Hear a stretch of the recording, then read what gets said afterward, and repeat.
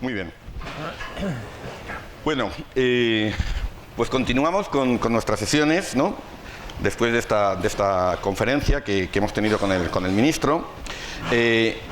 Y para ir cerrando este contacto que hemos tenido con todos los actores de la cooperación española, hemos tenido sindicatos, patronal, universidades, hemos tenido a la descentralizada, los distintos actores del sistema, etcétera.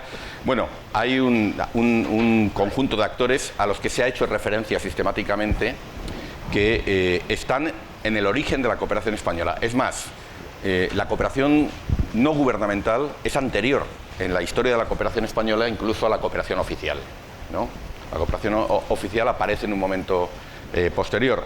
Esto lo mencioné, recordáis, cuando hicimos este panorama histórico, pues hablamos de hecho de una primera generación de organizaciones no gubernamentales de desarrollo, muchas de ellas vinculadas a la Iglesia, ¿no? Que ya antes incluso de la muerte del dictador ya estaban haciendo pues un trabajo en el marco de la doctrina social de la Iglesia, y a eso se le van sumando después pues otras generaciones de organizaciones no gubernamentales de desarrollo con planteamientos más políticos, también que reflejan el aporte de colectivos profesionales, el fenómeno de las organizaciones sin fronteras. Hay también un periodo en el que observamos la aparición o vinculación de las ONGs españolas con federaciones internacionales, ¿no? Lo que les da también un alcance global que no habían tenido anteriormente, con lo cual, pues al final tenemos un tejido de organizaciones no gubernamentales extraordinariamente rico y diverso, ¿no? Y no podría entenderse ni la historia de la cooperación española ni esa política sin su aporte, su saber hacer y su experiencia.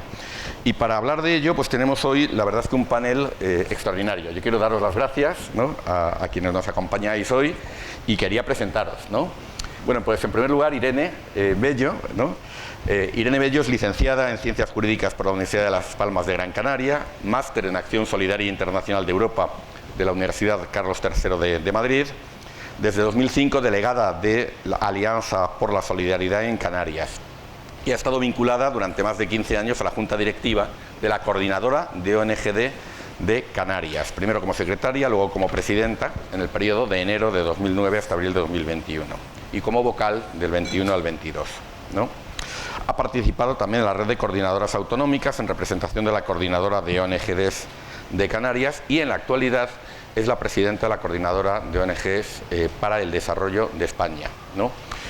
Bueno, lo contará ella, pero con más detalle me gustaría dar el dato que, a diferencia de otros países donde hay distintas plataformas de coordinación, en España pues tenemos una plataforma, digamos, que tiene la representatividad y la legitimidad de reunir a todo el sector. Gracias, Irene, por haber acudido a nuestra llamada, por estar aquí. José María Vera, Chema Vera, si me lo permites, es director de UNICEF España, es amigo y además compañero de fatigas, ¿no? durante algunos años pues en Oxfam Intermón y en otros lugares. Y actualmente, como digo, director de UNICEF de España, llegó a esta organización en junio de 2021 tras una larga trayectoria en el mundo de la cooperación y el tercer sector. Él es químico industrial de formación y ha trabajado como ingeniero de proyectos en Técnicas Reunidas, con labores de voluntariado en Perú, y muy pronto se incorporó a Oxfam Intermón, a Oxfam, que es la filial española de esa confederación. Fue primero director de campañas y estudios y de su sede en Madrid. Posteriormente fue director de programas de cooperación de la Cumbre Iberoamericana de Jefas y Jefes de Estado y de Gobierno de la Secretaría General Iberoamericana, de la SEGIP. No lo pone aquí, pero me gustaría mencionar que puso en marcha un documento, un proyecto que fue pionero, lo sigue siendo, que es el informe de la cooperación sur-sur en Iberoamérica, ¿no? Me gustaría mencionar, el primer día pues hablamos mucho de los problemas que tiene el CAD, que no es representativo, que no es legítimo, que no recoge ese fenómeno de la cooperación sur-sur. Bueno, quizás no con el refinamiento del sistema estadístico del CAD, pero el informe de la cooperación sur-sur en Iberoamérica es la referencia obligada para el conocimiento de lo que es este fenómeno en esa región, ¿no? Y bueno, regresó después a Oxfam Intermón en 2012 para ocupar el puesto de director general y en 2019, después de un periodo como director de Oxfam Internacional interino, fue nombrado director ejecutivo de Oxfam Internacional, ¿no? Escribe habitualmente en distintos medios de comunicación, es profesor visitante en las universidades de Georgetown, lo ha sido en la Universidad Loyola de Andalucía, dirigió desde Oxfam varias ediciones del informe La realidad de la ayuda, ¿no? Otro informe importante, cuenta con un máster en cooperación internacional para el desarrollo por la Universidad Complutense de Madrid, ha cursado el programa de desarrollo directivo en la Escuela de Negocios IS, el programa de inversión sostenible de la Universidad de Cambridge y el programa de consejeros de ESADE.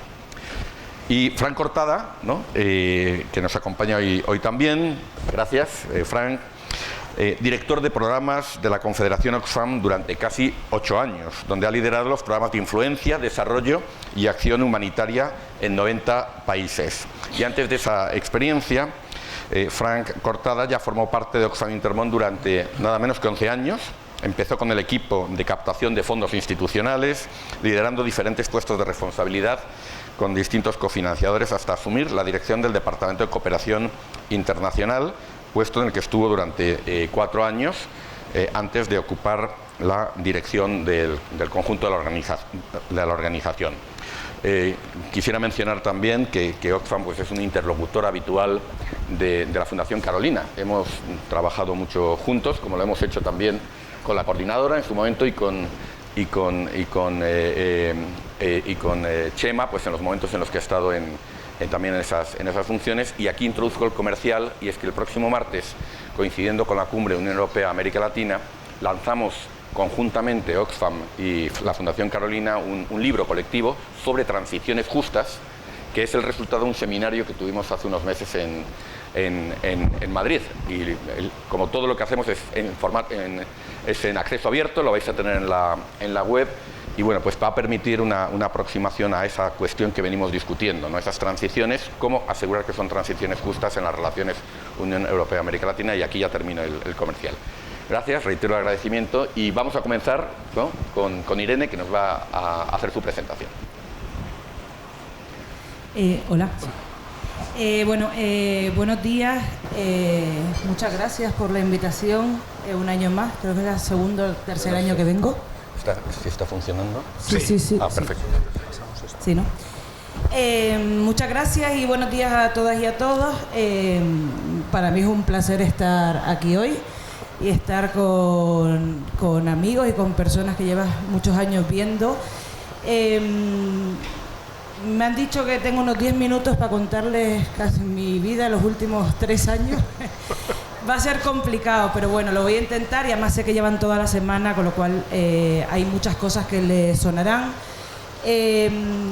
Yo creo que es fundamental situar un poco en el punto que estamos actualmente, y en este caso yo lo voy a intentar hacer con la mirada desde la coordinadora. Para quien no lo sepa, lo comentaba ahora José Antonio, la coordinadora de ONGs para el Desarrollo de España es una plataforma que aglutina a 95 entidades, más las 17 coordinadoras autonómicas que además tienen sus entidades socias, con lo cual estamos hablando de aproximadamente unas 600 organizaciones que desde España trabajan por y para la cooperación internacional, cooperación al desarrollo, ayuda humanitaria, educación para la ciudadanía global, etcétera.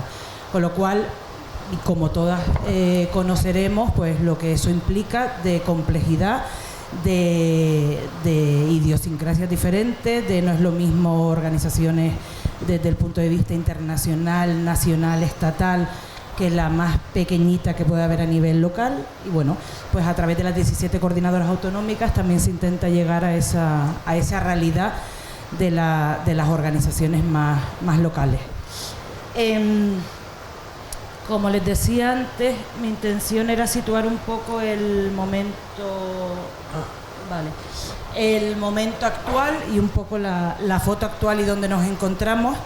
He intentado buscar una foto o algo, pero bueno, no la he encontrado. Un momento agridulce, pues sí, en cierta medida sí, un momento agridulce, porque como ya habrán escuchado esta semana y esta mañana el propio ministro, pues bueno, estamos en un momento, en un 2023 que empezamos con gran ilusión porque se aprobó la nueva ley de cooperación, además la ley 1/2023, que era todo como muy bonito e idílico, y teníamos 6 meses para echarnos a correr y sacar los reglamentos más el 6º plan director. Bueno, con el adelanto de elecciones, pues nos hemos quedado un poco ahí. Se han tenido que parar un poco los procesos, aunque ahora les contaré en qué punto estamos, porque no se han parado del todo, pero es verdad que teníamos un poco el año de la reforma y que vamos a culminar, y nos hemos quedado un poco ahí.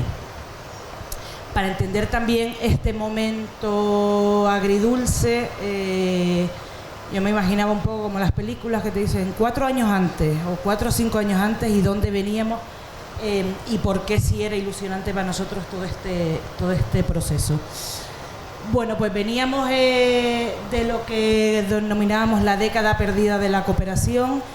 Veníamos de unas cifras de cooperación muy bajas, una ayuda oficial al desarrollo completamente desfinanciada, una agencia española de cooperación completamente descafeinada y con muy pocos recursos y con muy poca fuerza y muy poco músculo. La ESID no tenía recursos, los recortes económicos se habían ido dando y no habíamos recuperado las mejores cifras que habíamos tenido en España.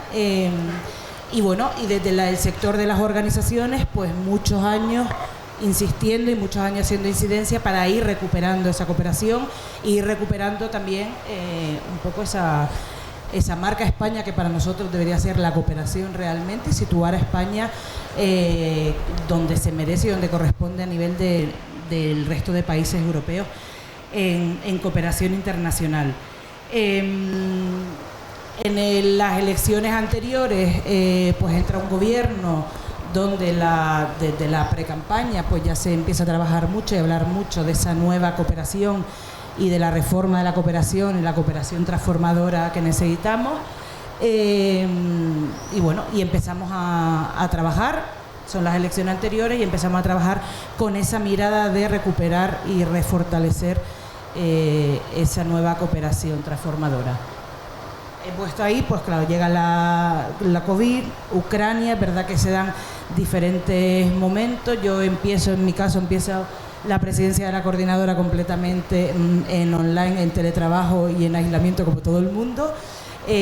Bueno, gracias a las telecomunicaciones seguimos adelante, pero es verdad que se perdió un tiempo que en situación normal entendemos que hubiera ido más rápido.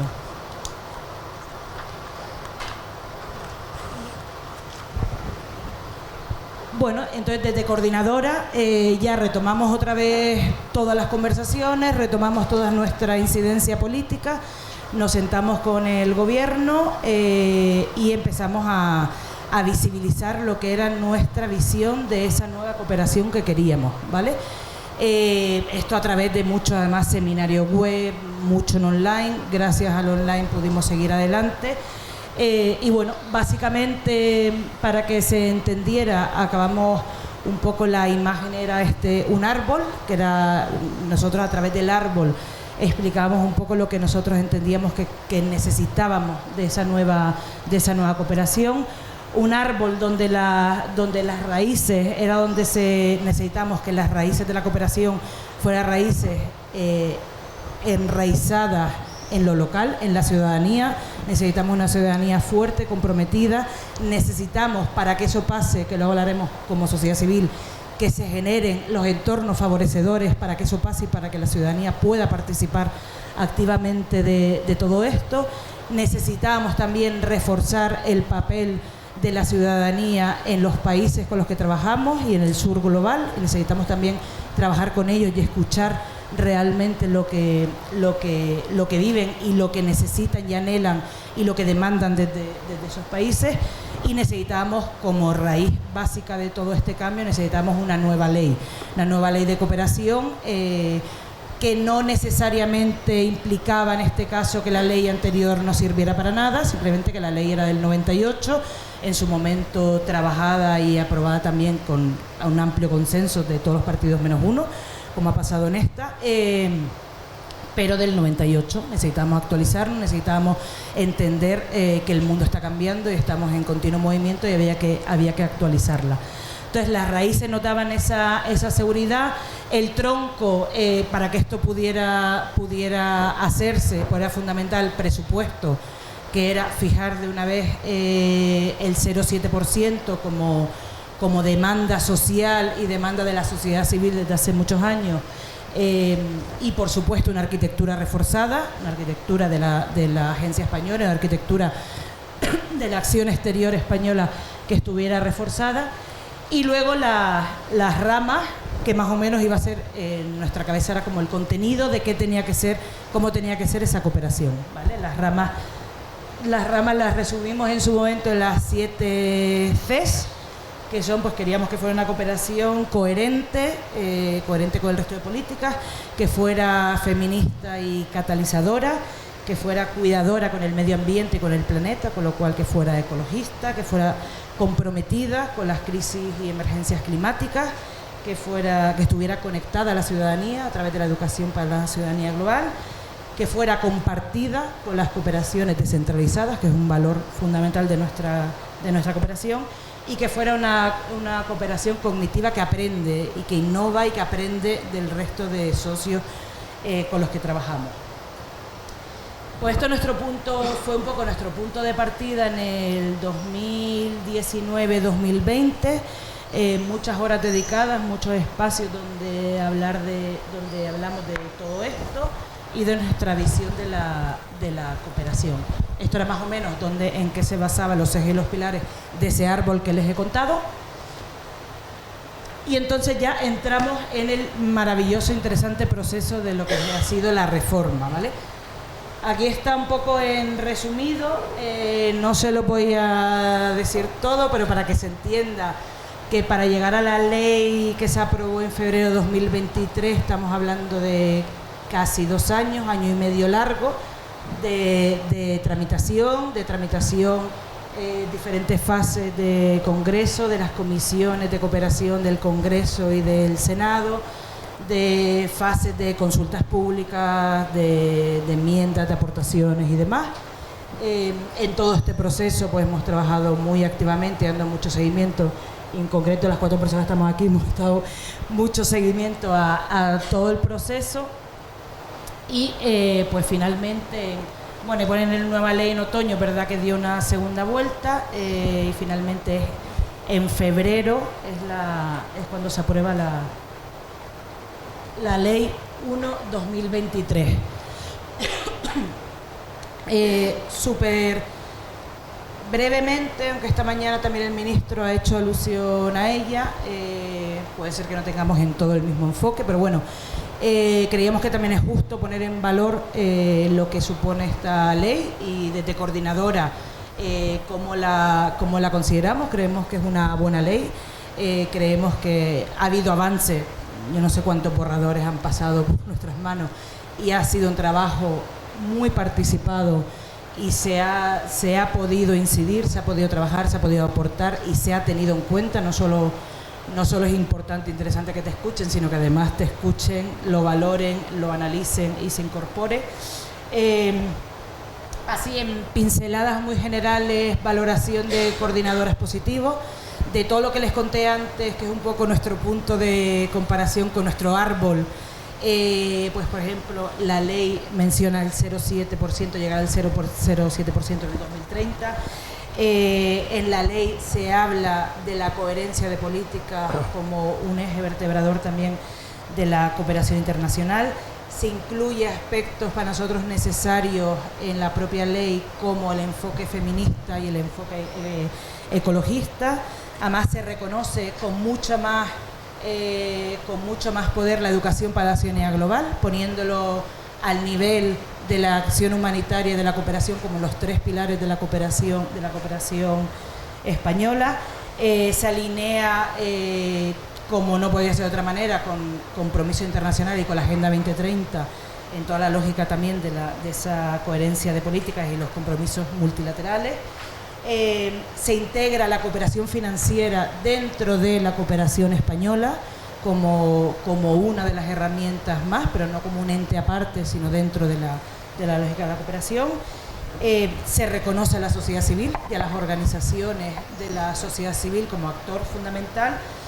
Y bueno, se habla también del tema de la desburocratización, que también se habló esta mañana, que es fundamental también para las organizaciones. Se habla y se pone especial relevancia a todo lo que tiene que ver con la infancia, la niñez y la adolescencia, especialmente. Se compromete una reforma de la ESIC y un refuerzo de la ESIC como agencia española. Bueno, se anuncia también que se va a trabajar el reconocimiento y la mejora de las personas cooperantes, etcétera. Como ley, nos parece buena ley, nos parece que se ha recogido muchísimas de las aportaciones y de las demandas del sector, de muchísimas de las aportaciones de hace años de la sociedad civil a través de las organizaciones que representamos.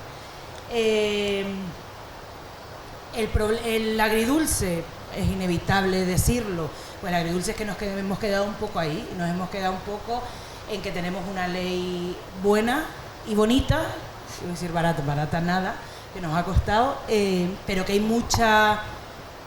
una parte importante de nuestras demandas que no son de ley, que se tienen que concretar ahora en los reglamentos y en el 6º plan director. Y es lo que al final, todavía, pues como ley, nos sigue gustando, nos sigue pareciendo, nos suena bien, pero nos falta trabajar la concreción de esos reglamentos y reales decretos para entender que se siga haciendo bien.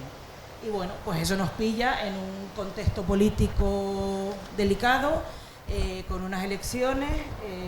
Yo, si me permiten, en algún momento me iré de vacaciones, cargaré pilas, porque en septiembre pues volveremos otra vez a sentarnos con el gobierno y a retomar, porque evidentemente los 6 meses que marcaba la ley de reglamento ya no se van a cumplir, obviamente, porque ya se cumplían como en agosto y ahora ya con el adelanto de elecciones pues imposible. Bueno, esto más o menos son los reglamentos y reales decretos que se nombran en la ley y que son los que ya se estaban trabajando. Muchos de ellos han salido ya a consultas públicas, se han hecho aportaciones. Hay 2 de ellos que están ahora en consulta pública y que se pueden hacer aportaciones de la ciudadanía. Y bueno, y habrá que retomar, y a todo esto hay que sumarle el sexto plan director. Y ya por terminar, porque al final me enrollo siempre más, como sociedad civil y como coordinadora en nuestro caso, que era un poco la pregunta oficial, cómo era nuestra participación. Yo, mi experiencia particular es que la participación, los últimos años desde luego, ha sido una participación muy intensa, buena en el sentido de fácil por la cercanía y la interlocución, no por el contenido, que eso no quiere decir que tengas una buena interlocución, no quiere decir que estemos de acuerdo en todo lo que proponemos en este caso como coordinadora. La coordinadora participa además en el Consejo Asesor de Cooperación del Gobierno de España, con 6 sillas en el Consejo, con lo cual tenemos comisión de seguimiento en los últimos años y medio. Hemos tenido todos los meses comisión de seguimiento para sacar dictámenes, todo lo que sean evaluaciones. Ha habido muchísimo trabajo donde confluimos a través del Consejo pues todos los actores de la cooperación. Participan universidades, sindicatos, organizaciones, pero es que participa la administración, participa la COE y las empresas, participa la economía social. O sea, al final creemos que es una buena experiencia con mucho trabajo y con mucha intensidad, pero es la manera de hacer política, que es hacerlo con las personas y con los sectores y actores de cada una de las políticas que requiera. Yo entiendo que no se puede hacer de otra manera, sabiendo además que en este caso como sociedad civil y como coordinadora, eso implica también que si lo demandas luego tienes que estar y luego tienes que cumplir y luego tienes que participar, que muchas veces me pasa y nos pasa que demandamos muchos espacios y siempre digo cuidado que va y nos lo dan y luego vamos siempre que no tenemos muchas veces ni tiempo para estar en todo, pero tenemos que estar en todo y tenemos que estar en todo en lo que exigimos estar y en lo que se nos permite estar. Entonces, bueno, yo creo que la experiencia es buena y espero que a futuro sigamos trabajando de manera coordinada y con toda la administración y actores. Así que muchas gracias.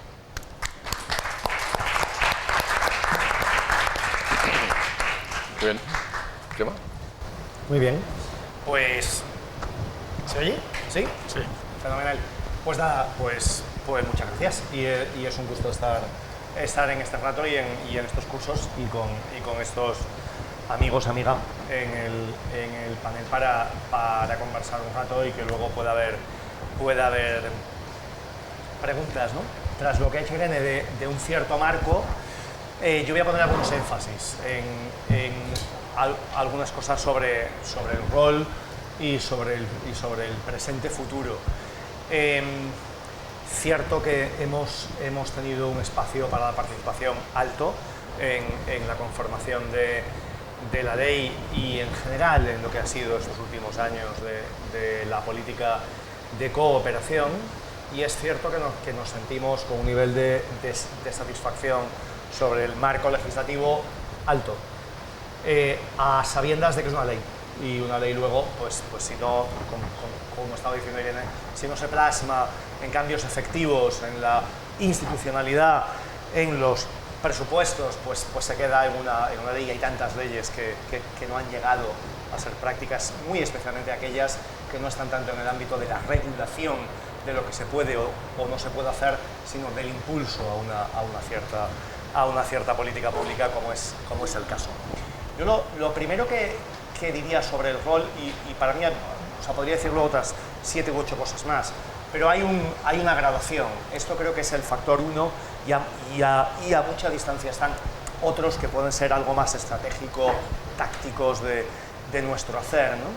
Pero lo que pensaba escuchando de Irene es que cierto que hemos tenido un espacio para la participación alto desde la sociedad civil, pero la duda, y es una duda que más bien no va tanto solo hacia el gobierno, sino hacia nosotros mismos, y como alguien que lleva unas cuantas décadas en esto, hacia mí mismo, en buena medida, es hasta qué punto hemos mantenido en este tiempo, en estos años, pero en unos periodos algo más amplios, la conexión con la sociedad y el respaldo público.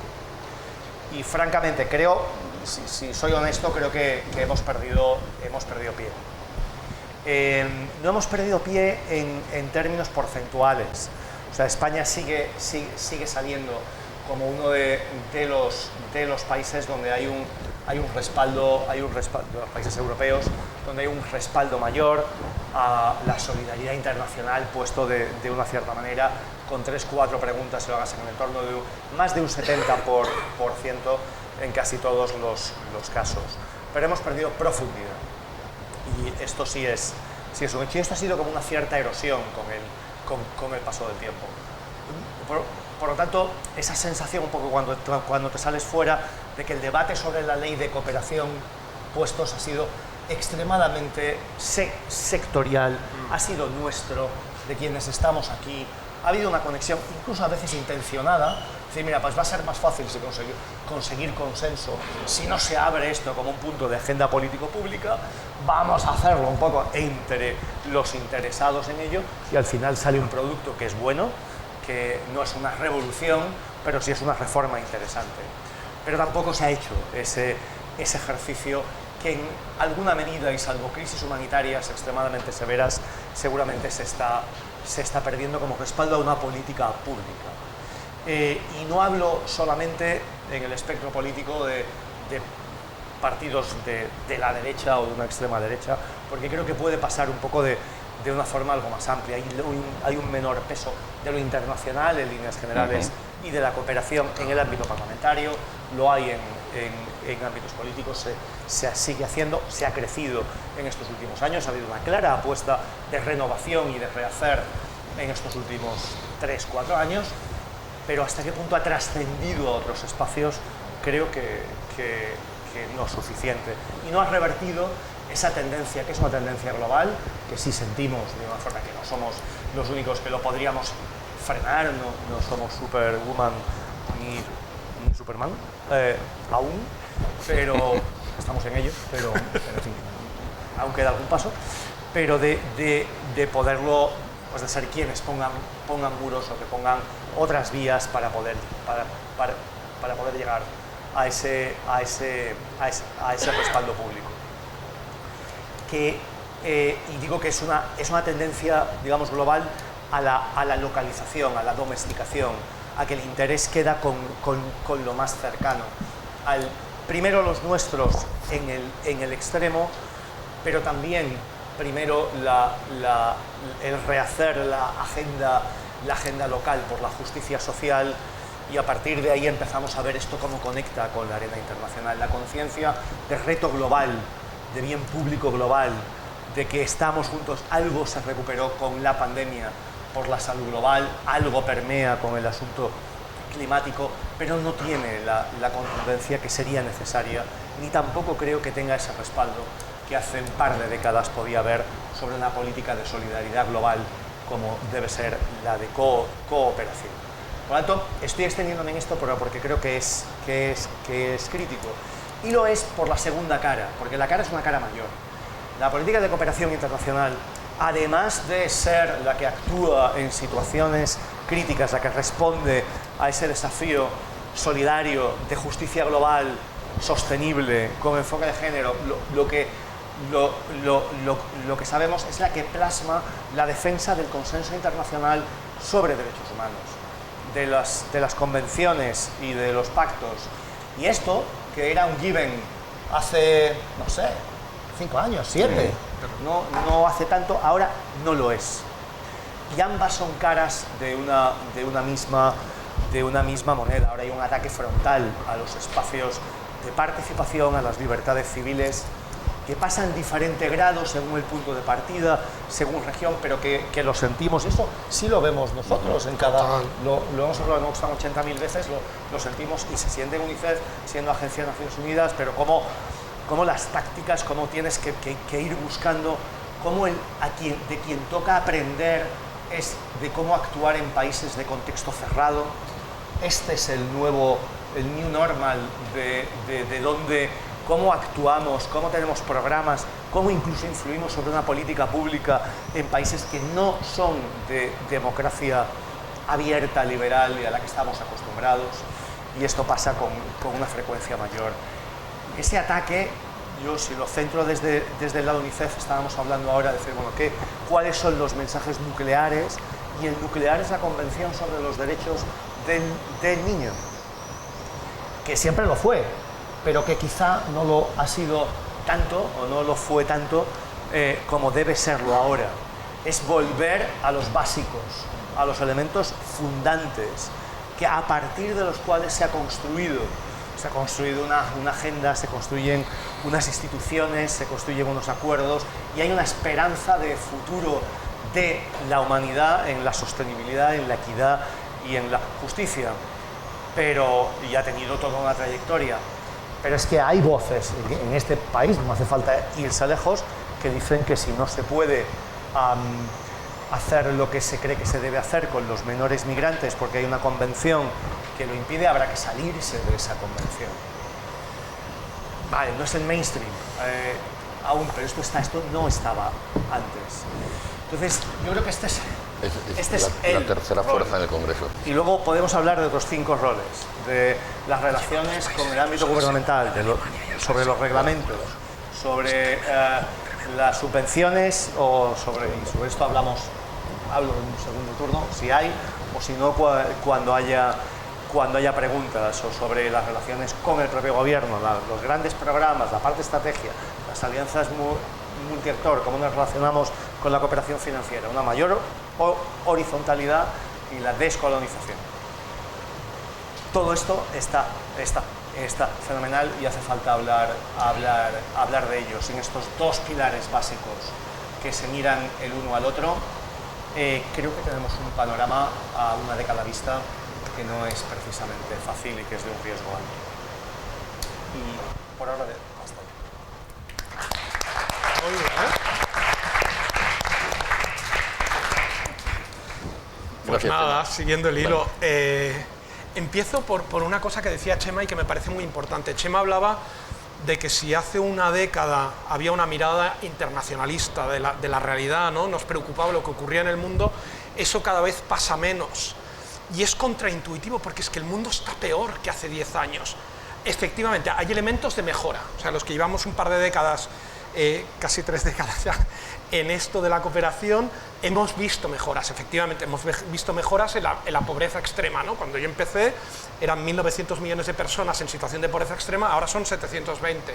Hemos visto mejoras en salud materno-infantil, en educación, estamos viendo como incluso ya estamos probando vacunas de la malaria, ahora mismo aquí, ¿no? En países africanos, una malaria que cada año mata a 500.000 personas, el 90% de ellos niños, con lo cual ha habido mejoras, pero el mundo está peor.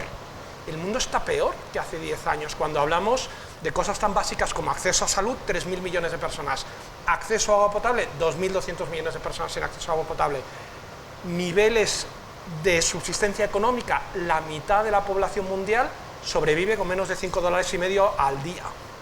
Y podríamos seguir, podríamos hablar de feminicidios, 80.000 feminicidios al año, podríamos hablar de crisis humanitarias, se han triplicado las necesidades humanitarias en los últimos 5 años. En el 2019, 100 millones de personas, ahora 350.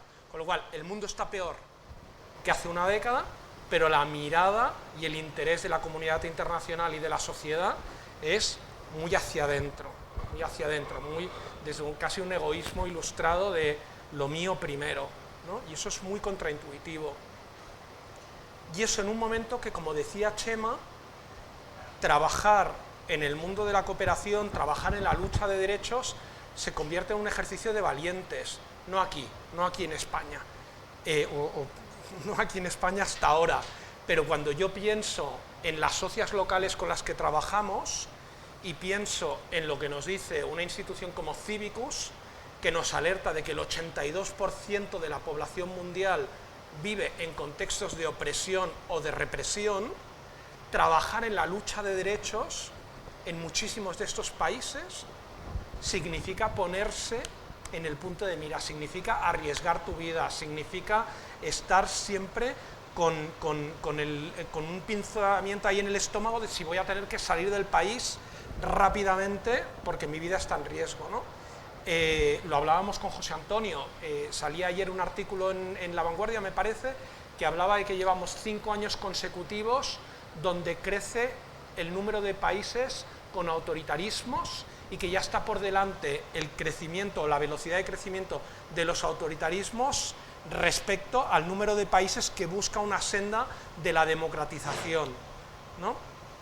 Con lo cual, cada vez es más complicado operar en un contexto cada vez más restrictivo, en un contexto que cada vez es más hostil para el trabajo de las organizaciones que quieren justamente buscar ese mundo mejor, ¿no?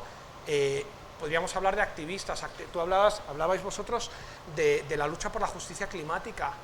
Bueno, el número de activistas asesinados cada año por defender la tierra incrementa cada año. Llevamos, en la última década, pues llevamos también más de 1.700, o sea, un activista climático asesinado cada 2 días, ¿no? Y eso es complicado para muchas de las socias con las que trabajamos, es complicado para muchos de nosotros cuando pienso en el acceso humanitario. Cada vez es más complicado operar en contextos humanitarios, cada vez es más complicado, con lo cual ese rol de las organizaciones de la sociedad civil cada vez es más complejo porque las luchas son más complejas y cada vez es más complicado porque trabajamos en contextos hostiles y además cada vez menos con el apoyo de la comunidad internacional que de alguna forma, bueno, se coloca en una posición desde la barrera, salvo en casos como Ucrania, donde de repente viene ahí toda la batería y la caballería a entrar al apoyo. El rol cambia, ¿no? Y yo sí quería poner el foco. Chema empezaba a hablar del rol y de algunos de los elementos del rol. Yo creo que hay una parte del rol que sustantivamente no cambia, que es esa mirada desde los derechos, esa mirada desde la transformación social. Las organizaciones, yo creo que hace ya tiempito que entendimos que nuestro rol no podía ser paliativo, ese concepto de que las organizaciones del norte global vamos a ayudar al sur global a cubrir sus necesidades. Yo creo que ese concepto del salvador blanco ya hace tiempito que lo dejamos atrás, y hace tiempo que entendimos que eso va de acompañar procesos de cambio en los países en los que estamos, trabajar con organizaciones del sur global que tienen agencia, que tienen capacidad, que tienen que ser las que lideran el cambio social en sus países, pero efectivamente tenemos un rol importante en esas luchas globales por conectar esos movimientos y esas luchas en el plano nacional con la dimensión regional, con la dimensión internacional, porque eso va de luchas multinivel y eso va de garantizar que algunos de esos espacios y algunas de esas luchas nacionales transitan y tienen eco y tienen espacio en los espacios de toma de decisiones globales, y eso cada vez va a ser más y más importante. Yo coincido con Chema que esa conexión con la sociedad civil la hemos perdido y la tenemos que ganar. En la profesionalización del sector algo pasó que perdimos alma, perdimos esencia, perdimos esa proyección combativa y perdimos también esa mirada política de la realidad. Hay que repolitizar las agendas, porque eso ya no va de hacer programas y proyectos en el sur global, eso va de entender cómo en esas luchas por la transformación hay una agenda política de exigencia en los detentores de derechos, de responsabilidades, de que hagan su parte del trabajo. Y eso tiene que estar clarito, meridiano. Son luchas políticas, porque la complejidad de las agendas exige cambios en el nivel político. Yo creo que tampoco hemos sabido entender el papel de la digitalización de la sociedad y de lo que se nos viene encima, ¿no? Lo que significa para las brechas de derechos, lo que significa para la vigilancia en estados autoritarios, lo que significa en términos incluso de catalizadores. Yo pienso en lo que nosotros hacemos como Oxfam y pienso en algunos de los programas que tenemos en el sur global y cómo la tecnología ha sido catalizadora, ¿no? Yo pienso en lo que estamos haciendo, por ejemplo, en Centroamérica con drones para la vigilancia de las industrias extractivas que ocupan de forma ilegal territorios y cómo el uso de la tecnología nos está permitiendo monitorear eso y hacer incidencia política, o pienso la plataforma que hemos hecho en Bangladesh con toda la parte de empleadas domésticas y de cuidados, y cómo a través de una plataforma digital esas personas ahora tienen derechos, porque a través de la plataforma garantizamos salarios dignos, garantizamos un mecanismo de alarma y de alerta cuando se vulneran sus derechos. Pienso en lo que estamos haciendo, por ejemplo, también en Somalia, con una plataforma que hemos hecho para canalizar toda la economía informal del reparto a domicilio hacia una plataforma, una vez más, digital, con garantía de derechos. O sea que hay ahí un espacio, claramente, con toda la parte de digitalización, tanto la parte de derechos como de oportunidades de desarrollo, muy interesante por ahí.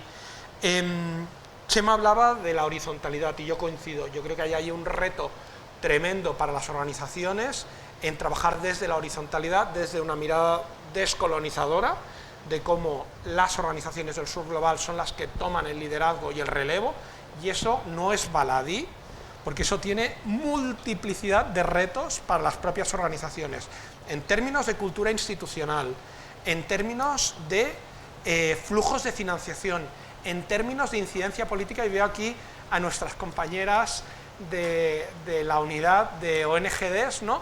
¿Qué significa en términos de relación con los donantes, en la rendición de cuentas con los donantes, en qué capacidad de flexibilización de los presupuestos hay para que esas organizaciones puedan hacer el trabajo que necesitan hacer y que tengan financiación institucional para pagar sus costes del día a día, ¿no? Hay ahí, en esa horizontalidad, que yo creo que nos la creemos todos mucho desde los principios, cuando eso lo declinas en las prácticas, bueno, ahí que te vas, ¿no?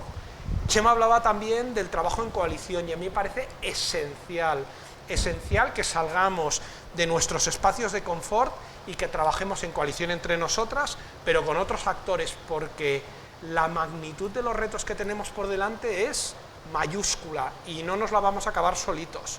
Entonces eso va de trabajar en coaliciones con nosotras, pero también con el mundo de la academia, con el sector privado, con organizaciones que no son afines a nosotras, con sindicatos, con multiplicidad de actores, porque cuando hablamos de cualquiera de estos retos, justicia climática, violencia de género, igualdad de oportunidades, desigualdades económicas, ahí tenemos que trabajar desde la multisectorialidad, si no, no le vamos a dar la vuelta a todo eso. Y Chema hablaba de un ejemplo que era vacunas, y para mí es un ejemplo bonito de cómo supimos trabajar en coalición en los distintos niveles y cómo conseguimos cambiar incluso posicionamientos de la OMC, ¿no? Yo recuerdo nosotros como Oxfam que estuvimos con la alianza, la People's Vaccine Alliance, conseguimos más de 13 millones de firmas para conseguir cambios en el posicionamiento de la OMC sobre la patente de vacunas. Acabo con 3 titulares que yo creo que nos van a dar también para ese segundo turno, para las conversas. Estamos hablando aquí del papel de las ONGs, pero yo quiero lanzar 3 elementos de provocación sobre el sector de la cooperación, porque yo creo que el sector de la cooperación empieza a estar caduco en un mundo además convulso donde hay una parte de mí que quiere transformar el sector y hay una parte de mí que piensa en resistencia y blindar que no vayamos en regresión y de virgencita a virgencita que me quede como estoy. Pero aún y así es verdad que tenemos que reconocer que el modelo que nos funcionó durante los últimos 30 años empieza a estar caduco. El concepto de cooperación es caduco en sí mismo. Ese concepto de trasvase de recursos del norte global al sur global es caduco. El concepto de cooperación, de exportar un modelo de desarrollo del norte global al sur global es caduco de entrada, porque es que además el modelo que queremos exportar es que no es ni sostenible y además ha demostrado que lo que genera son desigualdades y genera más problemas que soluciones en muchos de los ámbitos, ¿no?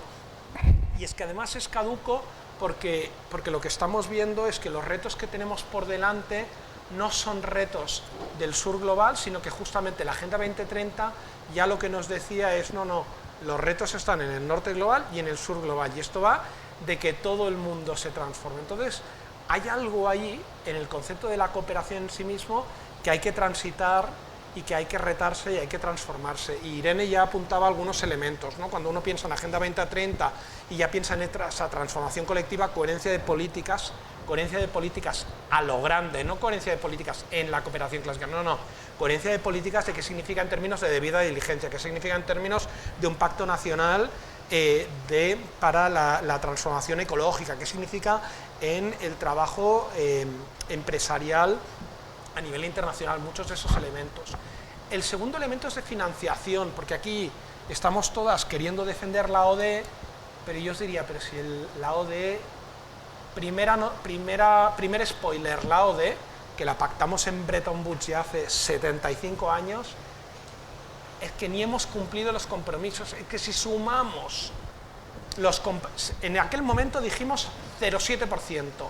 Si ahora miramos en el 2023 donde estamos, donde en términos medios estamos en el 0,32, y vemos lo que eso significa en términos de compromisos no cumplidos, 4,5 trillones de dólares, trillones estadounidenses, billones de dólares en el concepto español, de deuda de lo que dijimos hace 75 años que les íbamos a dar y que no les hemos dado, con lo cual ya por ahí mal.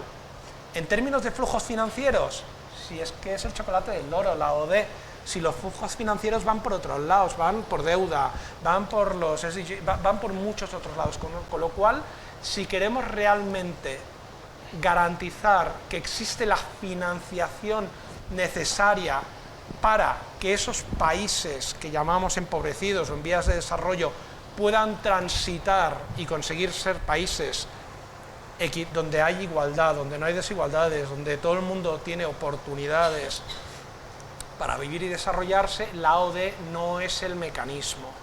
No es el mecanismo. Hay muchos otros mecanismos que financieramente son más potentes, por no hablar de toda la parte de tributación, por toda la parte de elusión y evasión fiscal, y por no hablar de que es que de forma reiterada los gobiernos del norte global no cumplen sus compromisos. O sea, yo hablaba de AOD, pero podríamos hablar de financiación climática, donde también Oxfam ha sido punta de lanza en analizar esos compromisos y tampoco se han cumplido. Esos 100.000 millones de euros que se pactaron en el 2015, en la práctica son 83.000, y en la práctica de esos 83.000, solo 24.000 se han de verdad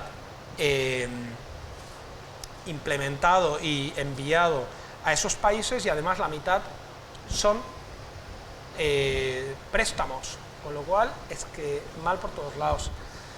Y yo creo que lo dejo por aquí, José Antonio, porque yo creo que nos hemos dado entre los tres munición suficiente como para Sí, para hacer tener un una buen debate. charla interesante. Bueno, muchísimas gracias a los tres, ¿no? Yo quería trasladaros un par de reflexiones que han salido muchas veces y que coinciden con lo que habéis señalado, y luego un añadido, ¿no? La primera de ellas, una idea que habéis planteado y que desde el primer día ha estado circulando en nuestros debates, es efectivamente el carácter universal de la tarea, y no norte-sur, ¿no? Por supuesto, sin dejar de reconocer asimetrías, sin dejar de reconocer diferentes capacidades y responsabilidades, ¿no? Pero decíamos, lo has dicho muy bien, Frank, ¿no? El modelo de desarrollo que ha presidido la globalización, ese ciclo de los últimos 30 años, ¿no? Que creo que en torno a 2008 pues, termina como ciclo histórico, presupone un modelo de desarrollo unas pautas de producción y de consumo que no son universalizables, ¿no? Y eso interpela en primer lugar a nuestro propio modelo. Y por eso hemos comentado aquí en distintos momentos que nosotros, los países del norte, también somos países en desarrollo. O sea, ya no se puede dar por supuesto. Y bueno, insisto, sin dejar de reconocer esas asimetrías y nuestras mayores responsabilidades. En el caso del cambio climático, por ejemplo, las responsabilidades históricas en emisiones de gases de efecto invernadero nos interpelan sobre todo a nosotros, ¿no? a los países ricos.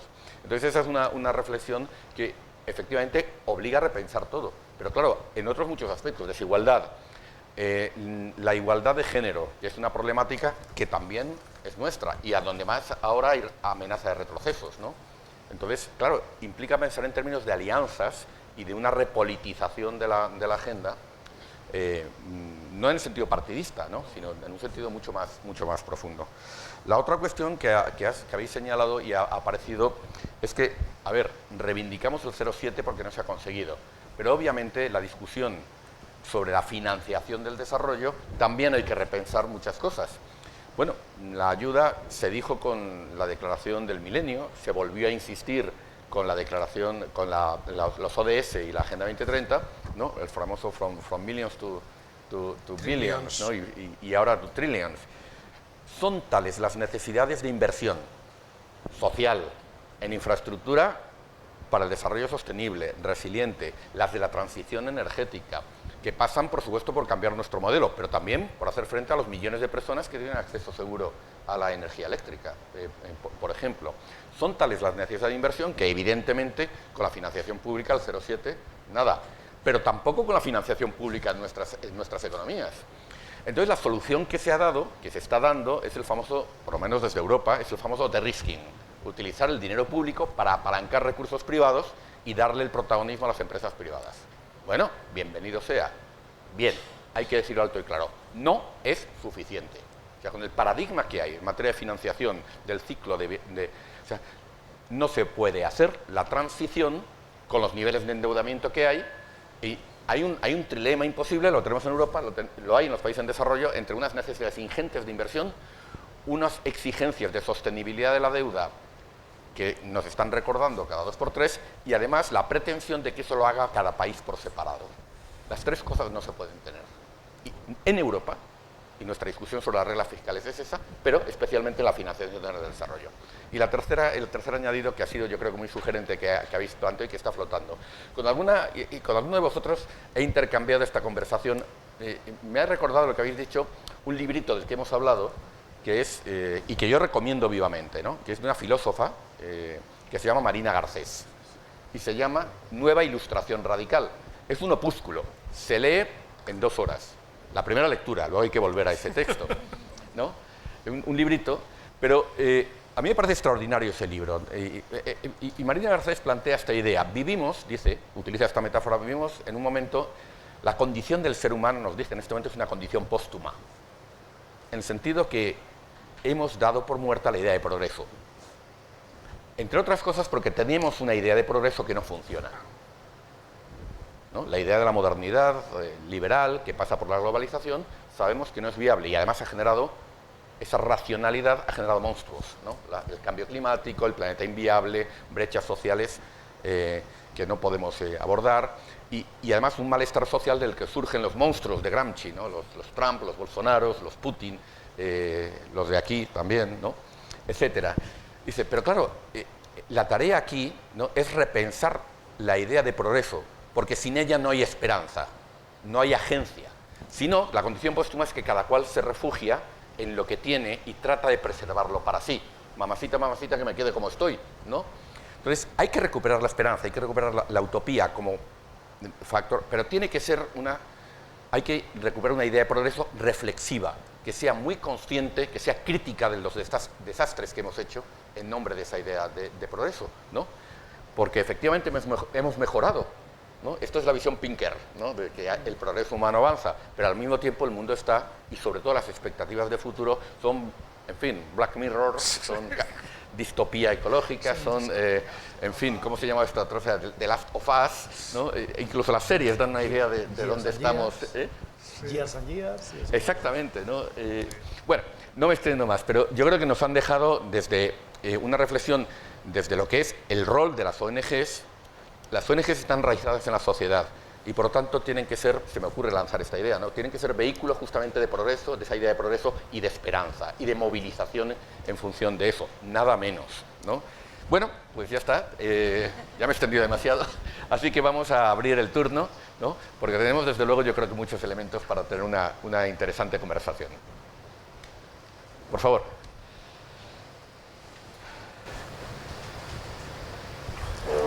Sí, gracias. Hola, buenos días. Súper interesante este panel. Yo hablo desde la administración, desde la ECID, porque sabéis que el departamento de NGDs en el que trabajamos Cristina y yo, pues se ocupa de las convocatorias de aquellas líneas de subvenciones que hacen las ONGDs, que son al final nuestro brazo armado, como siempre decimos, ¿no? No solamente este departamento, sino otros, pero es importante, bueno, todos los años como unos 80 millones de euros, más o menos 80 a 100 millones de euros se destinan a las ONGs concretas, en una línea en que concurren todas las organizaciones y se eligen los proyectos que van a llevarse a cabo el siguiente año o los siguientes años. Y digamos, la nutrición de este dinero viene por una parte de la ECID, de la propia Administración General del Estado, y también viene de la X Solidaria, de la solidaridad de todos los ciudadanos. Entonces las ONGs tienen un papel fundamental en la canalización de esa sensibilidad social hacia el desarrollo, es fundamental, aparte de otras muchas cosas que hemos estado hablando, como habéis visto, hay todo un elenco de participación en organizaciones multilaterales, en donantes de distintos elementos. Entonces yo lo que me gustaría era preguntaros, porque Chema ha hablado de la falta de profundidad, digamos, del discurso que tenemos o de la sensibilidad que hay ahora mismo. Fran ha hablado de la transformación social. Irene, bueno, ha hecho un repaso de lo bueno y de lo malo, de lo agridulce de la situación. Mi pregunta es, el actor más importante para nosotros son las ONGs, pero la sociedad civil es lo que hace, es lo que cogéis y colocáis en la cooperación. Y la sociedad civil, a lo mejor mi pregunta es, ¿estamos suficientemente movilizando? ¿Es consciente la sociedad civil de la importancia de este reto global? ¿Estamos haciendo lo que podemos? Aquí hay un alumnado muy joven, evidentemente que está involucrado en la cooperación, pero cuando hablas de la X Solidaria y la cooperación en terceros países, se dicen, pero fuera, pero no aquí. Entonces, ese punto de movilización, de mostrar el impacto de lo que hacemos, ¿eso lo hacemos suficientemente? ¿O quizás es una parte que tenemos que reforzar más? Esa es un poco la pregunta, ¿no? Que, digamos, la sociedad, ¿cómo nos ve? Si ¿La estamos involucrando suficientemente o no? Si hubiera alguna pregunta más, no sé si os parece que recojamos alguna. 3 o 4, ¿no? Sí, a ver, ahí. Bueno, además yo creo que puede servir bastante como continuación. Habéis hablado de movilización social y de conectar, y también recupero la parte de coherencia de políticas, porque bueno, más allá de las dos que se han mencionado, de defensa del espacio humanitario, que ha sido flagrante la diferencia con Ucrania, no porque Ucrania no lo merezca, sino por las ausencias de ese diálogo, y también el combate contra los paraísos fiscales, pero incluso me pregunto si nos ha faltado desde la sociedad civil, desde las ONGs, inversión concreta de recursos, que obviamente tienen que ser fondos propios porque esto no es financiable, para hacer ese análisis y esa incidencia política en la coherencia de políticas, porque incluso con un gobierno tan, digamos, bueno, más afín hacia la Agenda 2030, pues se nos quedan por el camino cuestiones como justicia universal, como ley de migración, como ley mordaza, en esa incidencia o en ese análisis, ¿no? No sé si esta reflexión también desde la Cordi es algo que esté. Recuerda, da tu nombre y... Soy Marco, cooperante humanitario. ¿Alguna más? Venga, Hugo. No, tú no puedes. Hugo no, porque pregunta con mucha intención. Muchas gracias. Muy al contrario, la verdad que... Sí. La verdad que es un cierre magnífico, no por tirar las flores, ¿no? Esta semana, esta sesión, ¿no? A mí me ha resultado especialmente interesante por el carácter, digamos, político, ¿no? O de defensa de algunos elementos que forman parte, digamos, no sé si pretendía, ¿no? De una parte. ¿No? Pero se te oye, Hugo, ¿eh? Sí se te oye. Atrás igual no. No, para el vídeo. No, quería felicitaros porque yo creo que es muy honesta la posición, ¿no? De una manera autocrítica, ¿no? De, digamos, contraponer lo que sería la defensa de nuestro propio espacio, ¿no? Con aquellos elementos, ¿no? Que de alguna forma lo ponen en cuestión, ¿no? Me gusta la idea, ¿no? Más que me gusta, me disgusta, ¿no? La idea de los modelos caducos, ¿no? Es que lo comparto, ¿no? Yo creo que hay que avanzar por esa línea, ¿no? El primer día, en la exposición de Mario Pecini, ¿no? Un debate similar a este también, ¿no? Que tiene que ver con repolitizar también la agenda, ¿no? Yo planteaba algo que me preocupa, ¿no? Y que tiene que ver también con el lenguaje caduco, ¿no? El lenguaje ha evolucionado de manera muy notable, ¿no? Si nos vamos 20 años atrás, ¿no? Antes de la Agenda de la Eficacia 2030, ¿no? El lenguaje era aún, digamos, mucho más rancio, ¿no? Ahora tenemos un lenguaje bastante moderno, innovador, ¿no? Horizontal, compartido, de intercambio y tal, ¿no? Por supuesto, todos sabemos que del lenguaje teórico a la práctica, ¿no? Digamos, hay bastante distancia, ¿no? Pero yo creo que también el lenguaje empieza a ser caduco, ¿no? Quizás repolitizar la agenda pasa por repolitizar también el lenguaje, porque nos enfrentamos a ese mainstream que comentaba Chema, profundamente conservador y yo diría profundamente reaccionario, ¿por qué no decirlo, no? Digamos, lo que se maneja ahora mismo, ¿no? En términos de la política doméstica y de la política internacional, ¿no?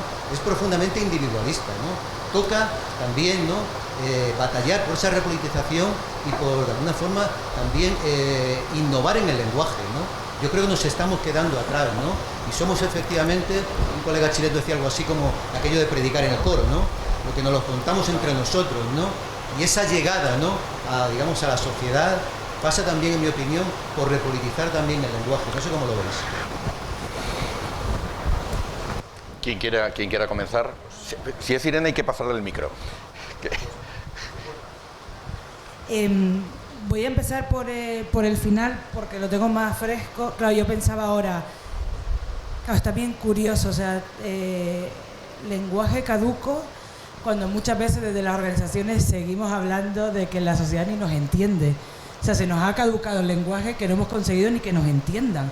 Entonces nos ponemos a hablar de nuestras siglas, nuestros tecnicismos y no sé qué, y estoy en parte de acuerdo, pero digo, hostia, se nos ha caducado algo que no hemos conseguido que se entienda. Igual tiene hasta mérito y no somos ni conscientes de cómo lo hemos hecho. Preguntaba antes por el tema de la movilización de la ciudadanía. ¿Se ha hecho lo suficiente? Pregunta trampa. Nunca va a ser suficiente y nos queda muchísimo por hacer y nos queda muchísimo por reflexionar. Seguramente, antes decía, el modelo está caduco. Yo no sé si la palabra es caduco o si necesariamente caduco tiene que ser negativo. Quiero decir, a mí personalmente reconozco que me cuesta. Yo he soltado el rollo de 14 de julio de que puto estamos. A crítica y autocrítica no me gana nadie y hay mucho por hacer. Pero también estamos tan metidos en este sistema que nos hemos inventado, hemos luchado para tener un sistema de cooperación que a su vez nos limita tanto que en parte, claro que hay que repensar el mundo, ¿no? Y repensarnos a nosotros mismos. Pero es que a mí me faltan 4 vidas ahora mismo. O sea, porque si en paralelo a eso tengo que justificar, tengo que buscar facturas, tengo que irme a no sé dónde a poner el sellito, es tan loco luego el día a día que ahora mismo estamos metidos en un sistema tan viciado por todos lados que es complicado. Yo no creo del todo que la ciudadanía, que nos hayamos alejado, o sea, sí creo que estamos lejos, pero no porque nos hayamos alejado que nos entiendan, sino porque hay otros movimientos que nosotros quizás no hemos sabido ver, y todavía hay muchas organizaciones que en la media de edad somos ya tirando alta, donde todavía dedicamos tiempo a pensar, pero los jóvenes ¿por qué no vienen? Es que no, a lo mejor no tienen que venir ellos a mí, a lo mejor tengo yo que preocuparme por saber qué piensan, qué les preocupa, piensan y les preocupan las cosas, pero no en mi sistema, ni en mi oficina, ni en mi forma de hacerlo. Entonces, mientras yo estoy pensando por qué los jóvenes no vienen a mí, pues los jóvenes estarán ahí fuera haciendo otras cosas, que además lo más triste y patético es que ellos no se están preguntando por qué la ONG no va a hacer. Quiero decir, ellos van. Yo soy la que me estoy cuestionando por qué no vienen a mí, pero seguramente lo estoy haciendo desde un enfoque erróneo, porque tendría que estar con ellos, no invitándolos a mi oficina, sino con ellos en su espacio. Y luego lo otro que quería comentar, la coherencia de política. Falta financiación por descontado, o sea, al final hay muchas cosas que no todo es la financiación, pero para muchas cosas hace falta financiación. Mi visión, por ejemplo, en el caso de España, los últimos 4 años de gobierno, pues diría que por desgracia ahí sí que no todo es la financiación. O sea, ya el hecho de ubicar una coherencia de políticas y una Agenda 2030 en una vicepresidencia específica de un gobierno en coalición está mal planteado. Ahora veo que está, o sea, mejor eso que nada seguramente, pero para que se entienda la coherencia de políticas debería de caer orgánicamente, debería ser presidencia de gobierno, para que realmente cale en todo el gobierno, no en una parte del gobierno que además está en manos de un partido y entonces ya no es tanto y casi va mendigando al resto que por favor le venga a sus jornadas. Eso no es coherencia de política. Por eso hace falta financiación sin duda, pero casi prefiero que esté bien organizado, que eso no es tanto de financiación y bien pensado, y luego hará falta financiación, por supuesto. Vale, pues sigo y hago también un poco eco de lo que habéis dicho y de lo que sacaba Frank y de lo que José Antonio estaba porque como no tenían de ponerlo, bueno. Totalmente de acuerdo con lo que Irene planteaba sobre Agenda de 2030. Creo que en estos últimos años ha habido cierta oportunidad perdida. La Agenda de 2030 o se hace conectada y se hace integral, digamos, de arena global y de agenda pública española en el ámbito doméstico, y creo que no se ha logrado, no se le ha dado la centralidad. Ha habido otros planes que han ido apareciendo, ha habido competencia de hojas de ruta y al final, claro, en absoluto digo que esto sea el caldo de cultivo para la animadversión, que ahora mismo es el demonio que echa fuego por la boca en ciertos sectores. Habría pasado igual, pero sí que creo que ha perdido tracción como realmente agenda política con la consistencia y con la coherencia, incluso, aunque eso es palabra mayor, que sería esperable. Eco del fárrago. Estamos hablando de cosas súper elevadas y súper guays, pero si preguntarais en las organizaciones, y seguramente sois de algunas organizaciones, ¿qué es la primera cosa de todo el panorama de posible reforma que sería indispensable? Que se abordara es la ley de subvenciones. No nos quepa la más mínima duda. O sea, y además es la más difícil. La coherencia de políticas es una cosa súper ambiciosa, pero la ley de subvenciones, pues en fin, es un asunto mayor, es de altísima política para conseguirlo, y ha habido intentos francamente notorios. Pero digo esto porque esa maquinaria es una parte muy significativa y acaba influyendo en el lenguaje que estaba diciendo Hugo. Estábamos metidos en esa maquinaria, acaba teniendo mucho que ver con la dificultad para la horizontalidad y la descolonización para una relación mucho más política y mucho más robusta. O sea, no solamente tiene efectos prácticos. Apunto un par de cosas. Bueno, voy a la pregunta que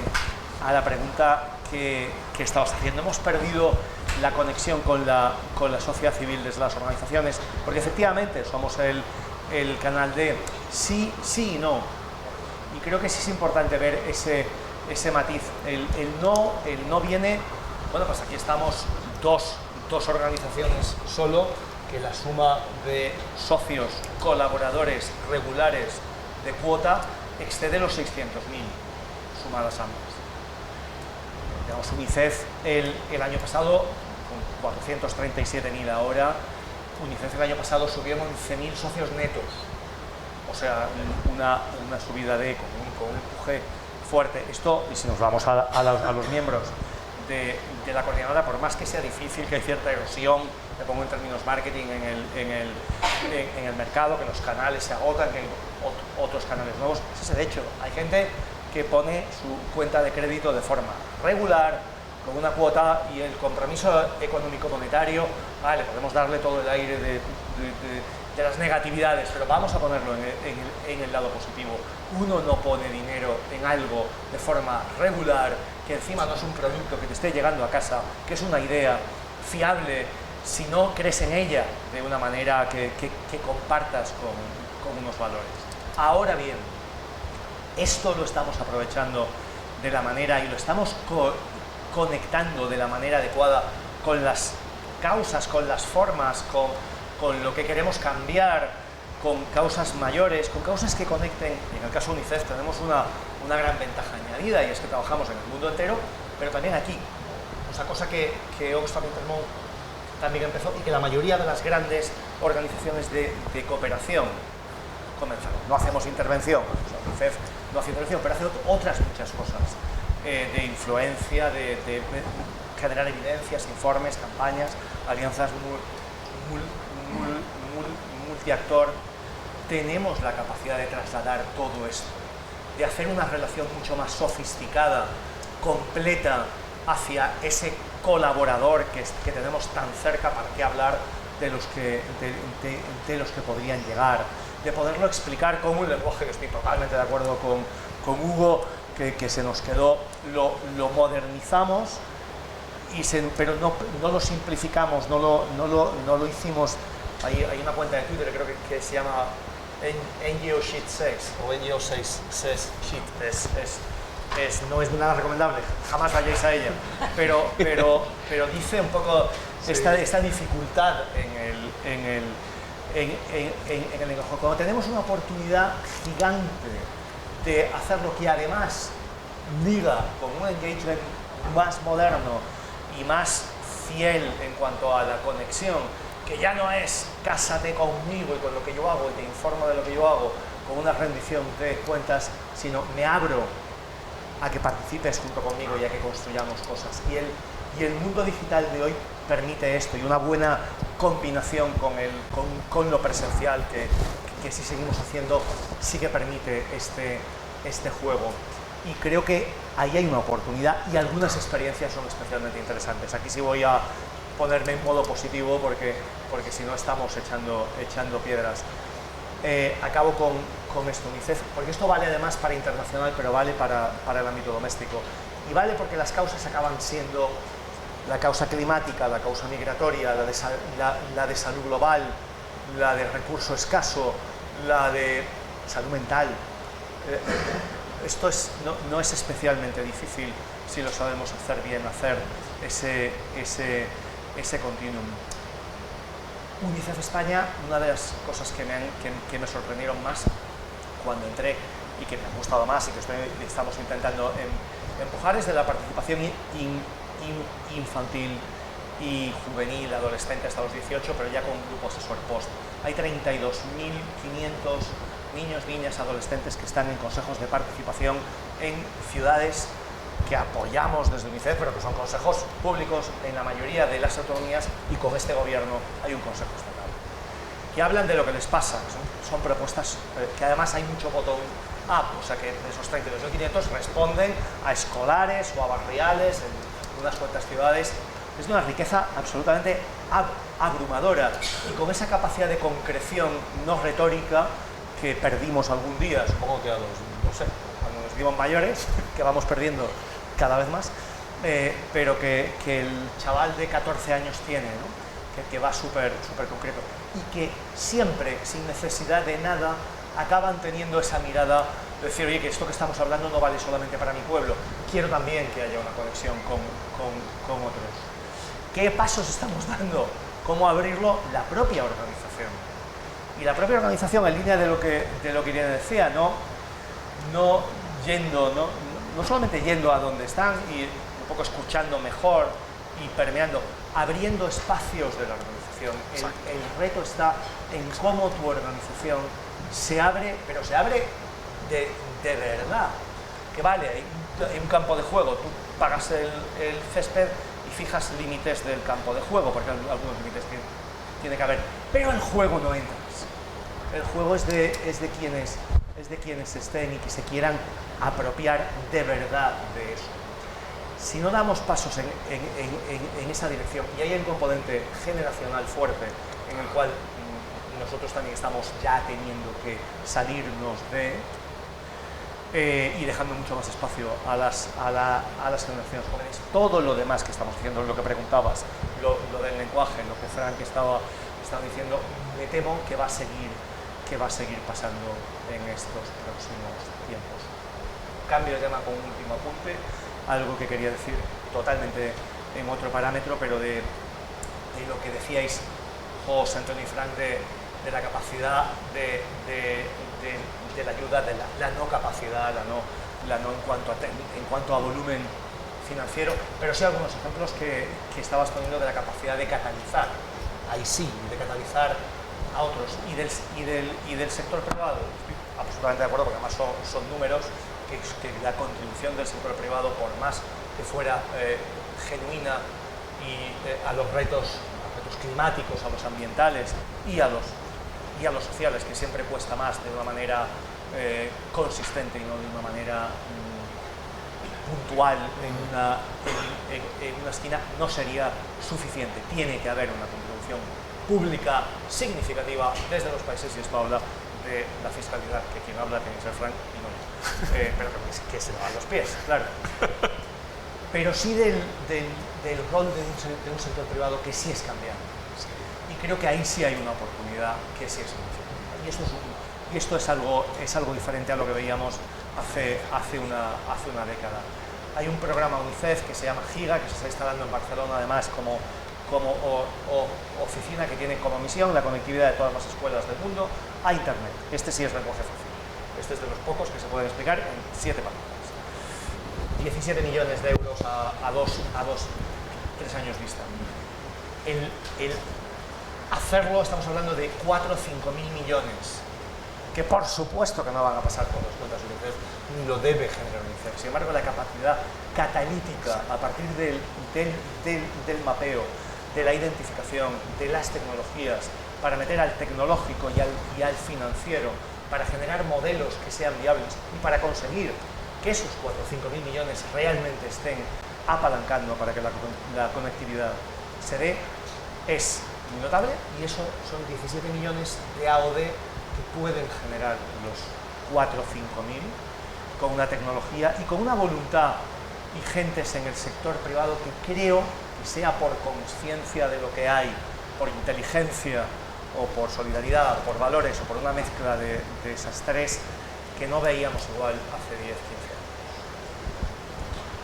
Oye, voy complementando, tenía notas, algunas cosas parecidas, pero empiezo por algunas cosas que decía José Antonio que me resonaban mucho. Tú hablabas de la persona póstuma. La condición póstuma del ser humano, que no es mío, es de Marina Garcés. Fijaros qué fuerte, ¿no? Porque esas miradas distópicas que además las vemos cada día en la televisión, nos es más fácil como ser humano imaginar futuros distópicos que imaginarnos el fin de un sistema económico capitalista que tiene 50 años de historia. Y en cambio somos incapaces de imaginarnos una sociedad no capitalista y nos lanzamos ahí de cabeza a la distopía. Cuando es, pero chicos, pero si hace 50 años teníamos un modelo como mínimo keynesiano que tenía una mirada muy distinta, pero nos cuesta salir de ahí. No es que es un minigolf lo que nos hemos montado, nos hemos montado, no sé, como una PC de la que nos es muy difícil salir, y es tremendo, ¿no? Y lo conecto, hablabas tú de la parte de financiación y yo me anotaba algunas cositas, porque tú decías, ostras, todos somos países en desarrollo, y es verdad, pero fijaros qué injusta es la vida, ¿no? Nosotros, como España, como respuesta a la COVID, hemos tenido acceso a unos Next Generation de 140.000 millones de euros. ¿Sabéis cuándo es la AOD mundial? ¿Cuánto es? 150.000.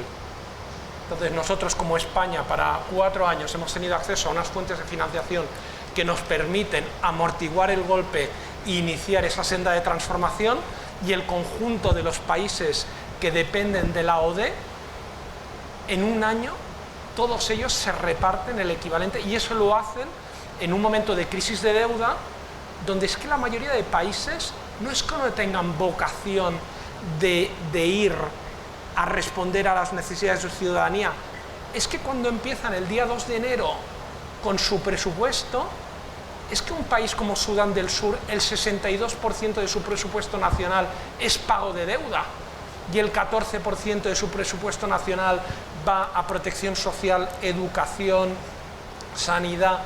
¿Cómo les podemos pedir a esos países que transiten a responder a las necesidades de su ciudadanía si lo primero que viene es el pago de deuda? Si es que un país como Ghana invierte 55 veces más en pago de deuda que en agricultura, un país como Ghana. Y que hagan la transición digital. Y además que hagan la transición digital, la ecológica, el fino puente. Es que no puede ser. Es que hay ese principio de solidaridad, pero solidaridad genuina. Tiene que prevalecer ese concepto del internacionalismo, de los bienes globales que tú hablabas. Okay. Esto ya no va de transferencia norte-sur, eso ya va de bienes globales, que es un concepto que además, yo no sé si habéis seguido a la primera ministra de Barbados, que ha sido la primera que ha dicho también esto de Bretton Woods, esto del Banco Mundial, del FMI, eso hay que cargárselo todo, ¿no? Y hay la agenda Bridgetown allí, que pone encima de la mesa una agenda transformadora de repensar toda la arquitectura financiera, y eso a mí me parece potente, porque además creo que es lo que necesitamos. Me he quitado las gafas y ya no veo mis notas, pero tenía un par de notas. Así es la vida joven, amigo Frank. Claro, luego, ¿dónde están los jóvenes? ¿Dónde están los jóvenes? No, me he apuntado un par de cosas. Habéis hablado mucho sobre esa conexión con la sociedad civil y yo lo comparto, ¿no? Y habéis dado muchas respuestas. Añado 3 cositas. La primera tiene que ver con tono. Cuando hablamos de lenguaje, el lenguaje genera realidades, y yo creo que a muchas organizaciones nos ha podido la arrogancia intelectual. Le hemos hablado a la sociedad desde una arrogancia intelectual y moral. Y yo a veces utilizo a mi madre como sounding board, y mi madre, que es monísima, porque además como soy su hijo, yo, cuando salgo en la tele, cuando no sé qué, me dice, me ha gustado mucho lo que has dicho, pero es que hay cosas que no te he entendido, y me apostilla, y me has hecho sentir tonta. Y eso es lo que no puede pasar, que cuando hablamos con la sociedad civil les hagamos sentir que no nos han entendido, porque les ponemos como en un lenguaje que les hacemos sentir tontos, y es que no puede ser así, y no puede sentir. Y mi madre me dice a veces, y es que me ha parecido que me regañas y yo no sé qué es lo que he hecho mal.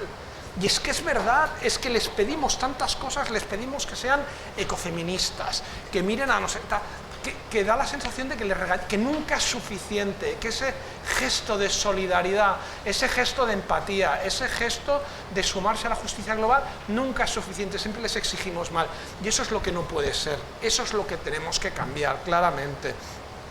Hablabais muchos de nuevas formas, de nuevas generaciones. Yo creo que es verdad que las nuevas generaciones son solidarias, creen en la justicia social, pero no necesariamente ven en las ONGs el canal donde vehicular sus inquietudes.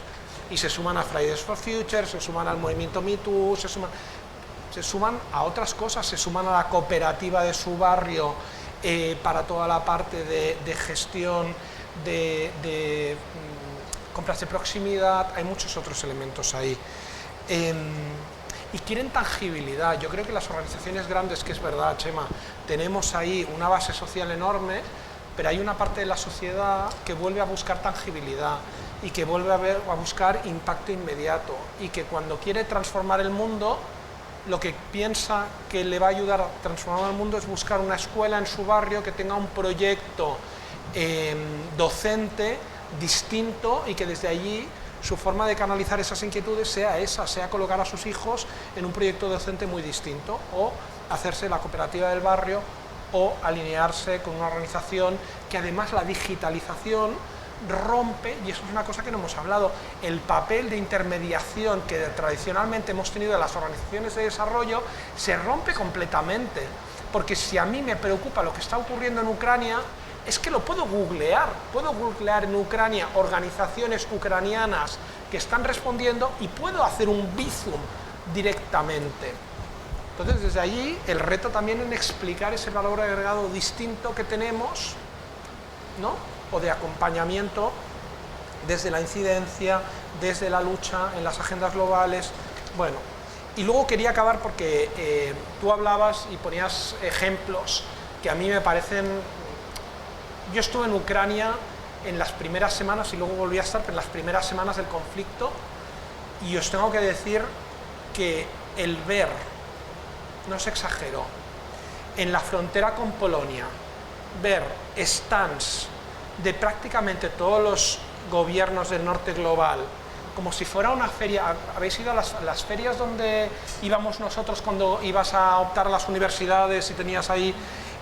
Es que era lo mismo, es que tenías el gobierno de Japón, el de Canadá, países europeos, etcétera, que daban la bienvenida a la gente que salía de Ucrania y les ofrecían, ¿no?, asilo, les ofrecían acompañamiento, y la gente podía escoger si preferías irte con Japón, eso yo no lo he visto con los refugiados afganos, no lo he visto con los refugiados sirios, no lo he visto con la gente que lleva años aquí intentando conseguir la residencia, intentando conseguir regularizar su situación. Entonces, la asimetría ha sido brutal, ¿no? Ha sido brutal, y tiene mucho que ver con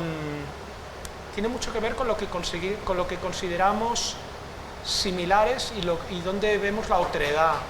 Hay algo ahí que está ocurriendo, que lo hablaba Chema, que lo hablaba Irene, del cómo está cambiando los tercios, y ahí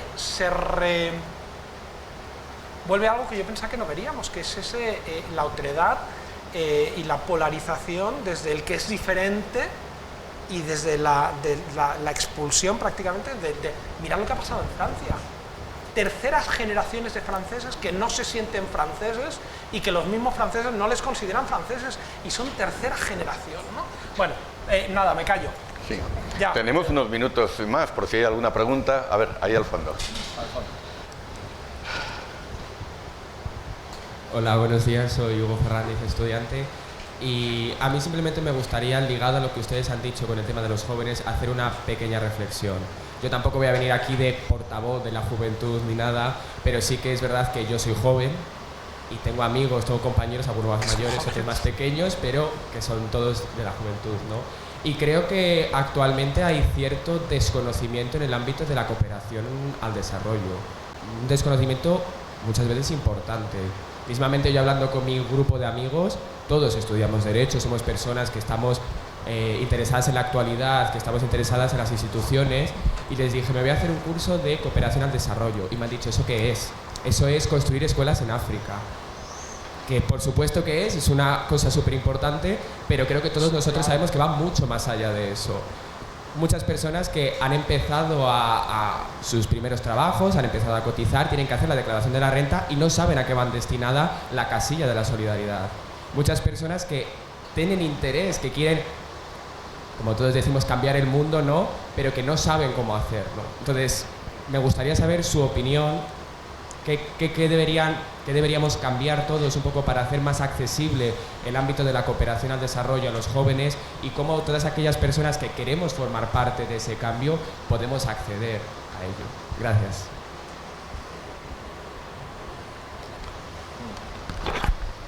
No tenemos ninguna más de momento. Pues adelante, quien queráis.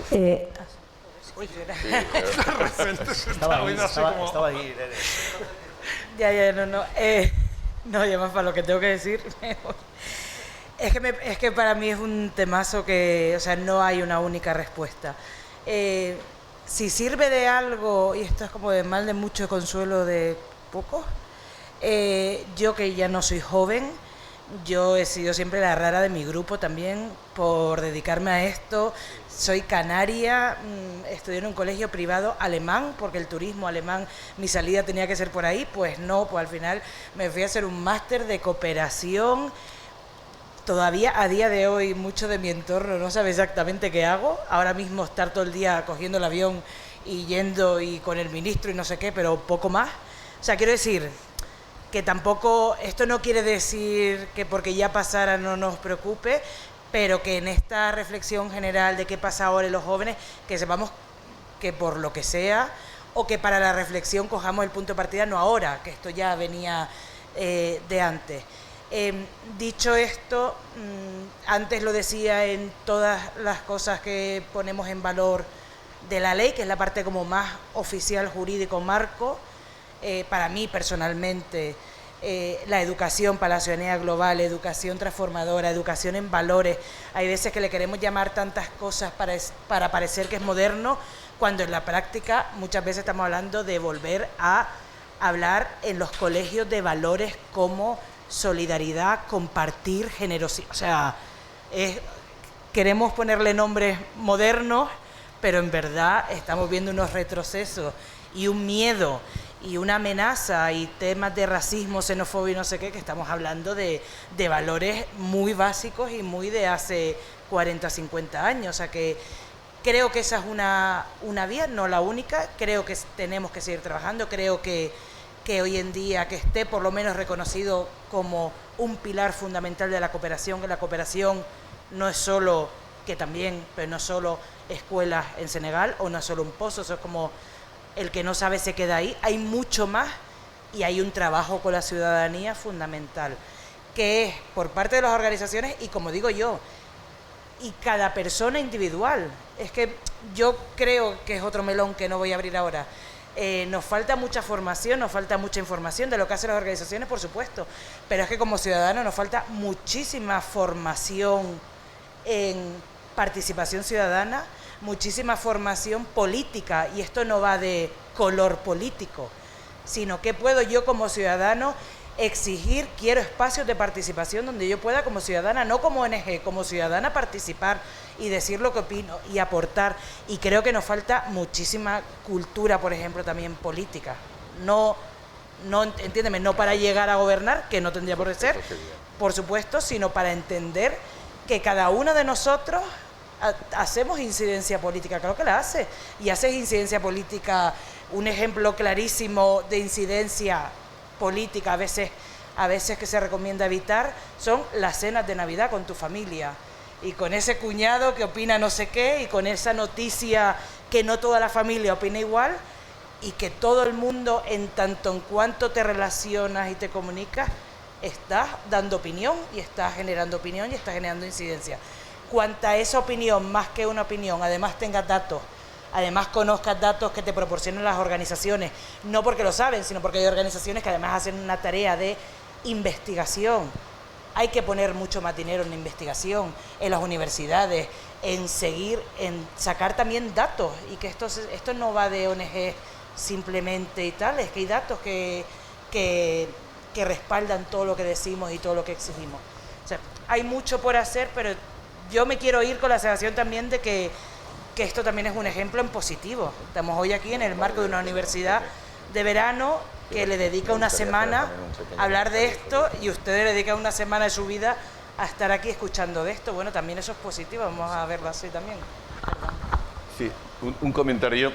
Una de las cosas que hemos ido haciendo en el curso es hablar también del proceso de elaboración de la ley, de las tripas, ¿no? De las conversaciones en ese proceso de participación, pero también a mí me gustaría trasladar algunas de las conversaciones que tuvimos dentro, ¿no? del equipo que elaboró los primeros borradores y todo esto. Y comentaba el día que hicimos la exégesis de la ley que una de las cuestiones más difíciles de abordar había sido la tensión entre universalismo y particularismos. Y lograr que la ley refleje una visión de progreso universalista y cosmopolita, ahora iré a eso, y no ser una colección de reclamos basados en agravios particulares y en situaciones de cuestionamiento de privilegios particulares. Es decir, la tensión que tenemos también en toda la política en general y la política progresista en particular, ¿no? Entre, digamos, la reivindicación de identidades, que puede conducir a una visión muy fragmentada, o la posibilidad de contemplar esas identidades problemáticas, ¿no? Exclusiones, privilegios, dentro de una visión universalista y de progreso, ¿no? Cosmopolita. Y este es uno de los grandes retos. Y yo aquí hago también un llamado a todos los actores del sector y a las ONGs en particular. Si se entiende que la educación para la ciudadanía global, que tiene que estar inspirada en valores cosmopolitas, y cito casi textualmente el redactado de la ley, y no es casualidad, si se sigue insistiendo que consiste en el reclamo particularista de determinadas problemáticas, y solo eso, vamos mal. Si entendemos, como muy bien ha dicho Frank, que consiste en hacer conscientes a los otros de su privilegio, sin hacerles partícipes del cambio y poniéndonos en contra, vamos mal. Y parte del discurso hoy de las ONGs está desafortunadamente en esas posiciones, Irene. Y lo digo en general, ¿no?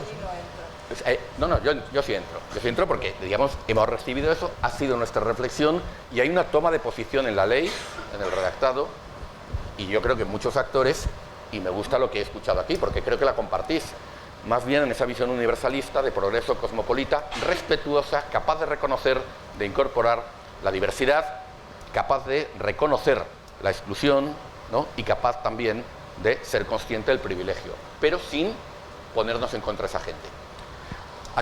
Porque realmente lo que vamos justamente es una visión que fragmenta y atomiza.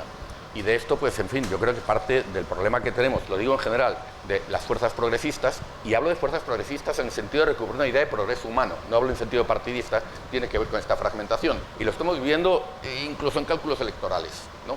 Dicho esto, otra cuestión, repolitizar. Repolitizar es destecnocratizar. Hemos comentado muchas veces que está muy bien que la concesión de subvenciones a ONGs se otorgue en función de baremos y puntuaciones. A mí me dijo un exdirector de la agencia que para qué servía él como director de la agencia si simplemente firmaba lo que unos comités técnicos con unos criterios supuestamente asépticos, estoy provocando, ¿no? Porque, por ejemplo, hicimos muchas críticas y con razón a la convocatoria abierta y permanente, porque aquello era un desastre. Pero ¿qué es lo que ocurre ahora?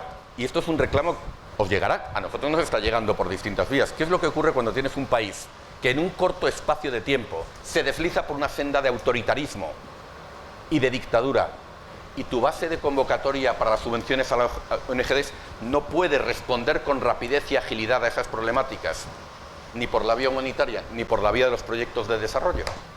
Porque también tenemos esa situación ahora, ¿no? Entonces, hay que buscar un equilibrio adecuado, evitar el desastre de aquel cajón desastre que fue la convocatoria abierta y permanente, pero también hay que hacer frente al problema de la tecnocratización que os afecta a la agencia, afecta a las ONGs y sobre todo nos reduce capacidad de respuesta en un mundo incierto, en un mundo en cambio, en un mundo en el que hay, digamos, situaciones emergentes, ¿no? Fijaros que la propia Unión Europea pues, está estableciendo fondos de contingencia, porque, en fin, las policrisis, permacrisis, interregnos nos generan este tipo de situaciones a muy corto plazo. Y necesitamos herramientas adecuadas para un mundo que no es como el de hace unos años. Ahora mismo, sí. Y la última cuestión, relacionada con esto. Yo trabajo, permitirme aquí también el apunte académico, trabajo extremas derechas. Desde hace algunos años Yo trabajaba en cooperación, trabajaba en Días de Progreso, pues me he ido a estudiar a los malos, ¿no? Porque es una agenda que me ha venido y sobre todo cómo se posiciona en relación a la agenda internacional. Y una de las cosas que ahora tenemos un artículo en preparación, este es el comercial, sobre cómo se posicionan frente a la Agenda 2030, porque no es de aquí. Aquí es un poquito más. No es de aquí. Las extremas derechas, a ver, ¿qué es lo que hacen las extremas derechas? Eligen determinados temas por su saliencia, prueban ver qué resonancia tiene el cuestionamiento de esa cuestión y si funciona, lo repolitizan y una cuestión que genera consenso la convierte en un eje de polarización. Y lo que está haciendo Vox con la Agenda 2030, que hasta ahora asumía todas las fuerzas políticas, lo que está haciendo es exactamente lo mismo, ¿no?, que están haciendo, ha hecho Trump, ha hecho Bolsonaro, ha hecho Orbán, y están haciendo exactamente con el mismo repertorio todas estas fuerzas, de manera coordinada, y no necesitan un secretariado para eso, ¿no? El lenguaje es performativo, también en ese sentido de que establece marcos de coordinación internacional de la acción de estos actores, ¿no? Estamos haciendo, incluso con métodos cuantitativos, un análisis de posiciones en la Asamblea General de las Naciones Unidas. Lo que estamos sacando es extraordinario el grado de coordinación, ¿no?, de estos actores, con una agenda global, ¿no?, de impugnación de esas agendas de progreso, ¿no? Y yo creo que nosotros ni siquiera somos muy conscientes de las estrategias extraordinariamente sofisticadas y a escala global que se están desplegando por parte de estas fuerzas discursivas, institucionales, etcétera, ¿no?, mucho menos, ¿no?, de construir, digamos, los mecanismos y las estrategias de respuesta que esto está generando. Sí. Chema, y también había por ahí la agencia se ha sentido interpelada, pues lógico. Ligo con la pregunta que estaban haciendo por allí al fondo, ¿no? Porque en el fondo, o sea, a mí lo que me gustaría preguntarle a tus amigos es no tanto si saben qué es lo que la cooperación para el desarrollo es y si sobre la política pública y la coherencia de políticas, pero sí qué es lo que sienten, qué es lo que saben, qué inquietudes tienen sobre el mundo, sobre el cosmopolitismo, a lo mejor es una palabra, pero tal y como lo formulaba José Antonio, ¿vale? O sea, que tienen, porque luego ya las formas seremos más o menos acertadas o no, pero hay una inquietud por lo que pase más allá de nuestro localismo, de lo que está pasando muy claramente en esta sala, sí, porque por eso estáis aquí, pero en vuestros entornos. Yo tengo la sensación, entre gente joven, aquí rompo, claro, no alguna estadística he visto, pero es más por percepción. Creo que no son muy malas noticias. Creo que sí hay un número de gente que sí tiene inquietud que no la formulan como la cooperación internacional y la política pública pero que sí la formulan por qué ocurre en el mundo entero. El vector climático es muy fuerte, o sea, política climática, ahora con lo de salud global tira de alguna manera, los conflictos máxime cuando emergen con esta virulencia y cuando se ve que tienen un impacto sobre la vida entera de todo el mundo, más allá de lo que afecta de una forma dramática a quienes están allí también. Entonces, por ahí es por donde debemos conectar, sin perder, porque estoy absolutamente de acuerdo con cómo lo formulaba José Antonio, sin irnos al particularismo que al final acaba siendo el pequeño vector de a mí solo me interesa esta lucha y sí la conecto de forma teórica, pero en el fondo no me creo esa conexión. Hay que facilitar y ahí es ese rol nuestro, pero hay que conectar donde la gente está y donde la gente joven está, y yo creo que sí están. Lo que pasa es que, vuelvo a mis reflexiones de antes, no estamos siendo suficientemente hábiles suficientemente inteligentes como para conectar en donde no vosotros 50, sino los 50 amigos que cada uno tenéis están en este asunto y que seguramente no han llegado a hacer esta conexión. Para fricadas, yo me sumo a lo que decía Irene. O sea, yo entré en Intermón hace 31 años y viniendo de ingeniero de proyectos en una ingeniería y con una hija ya, y no es que no me miraban como un tipo que no entendían, es que me decían que eres imbécil. O O sea, donde vas nadie sabía nada de esto. Y sin embargo sí se construyó en la década o década y media siguiente una dialéctica y una movilización y un sentido social muy fuerte hacia esa... No estamos solos, hay que hacer una contribución a la justicia social en el mundo. No se sabía mucho, algo más se sabía luego entre unos pocos, pero esa conciencia estaba.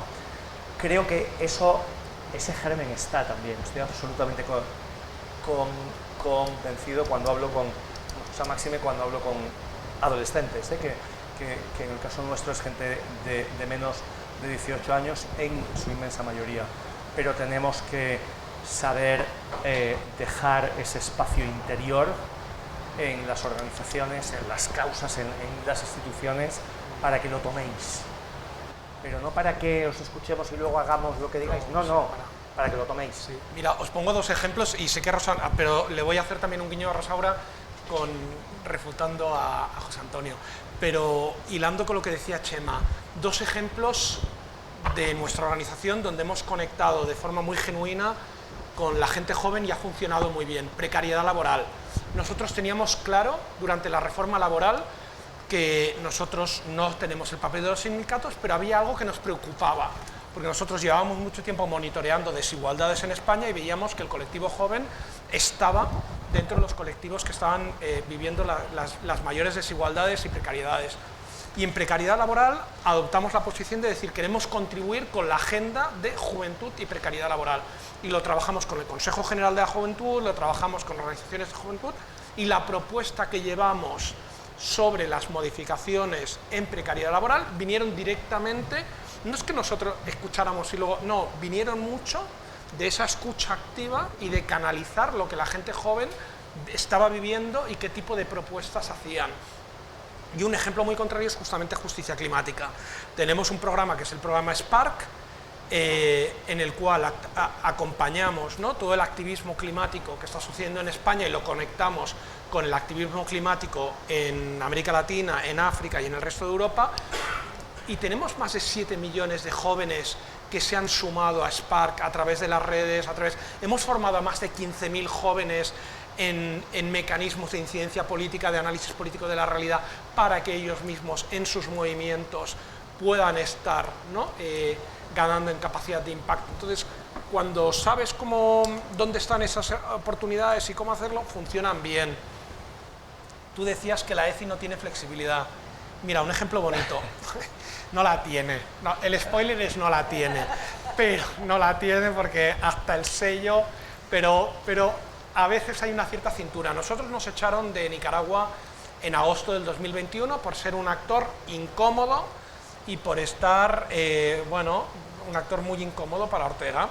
Y nos echaron y nos dieron 48 horas para hacer las maletas y salir. Y una de las cosas que teníamos era que teníamos programas, teníamos un convenio abierto con la ECID y lo hablamos y ahí hubo cintura. Les dijimos, mira, ya lo de apostillar ya ni se habla, o sea, las copartes no van a ir a apostillar allí porque lo que van a ver es, la van a detener. Y ya bajamos muchísimo los niveles de justificación y de lo que se pedía.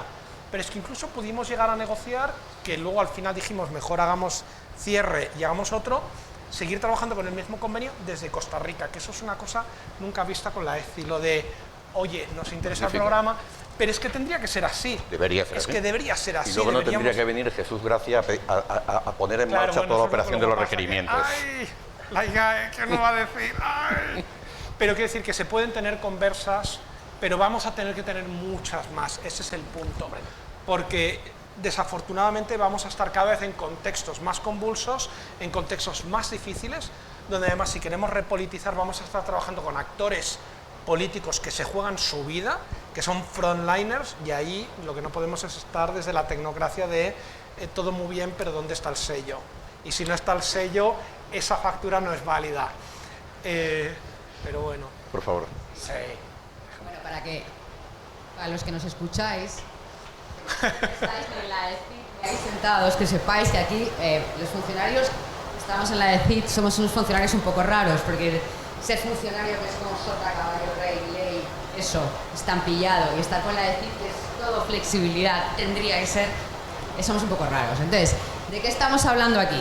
Estamos hablando de que tenemos todas las ONGs de la coordinadora, dos de las más grandes están ahí sentadas, y nosotros tenemos dinero público, que es vuestro, que es del Estado, de la X Solidaria y de la ECIC, 80 millones todos los años.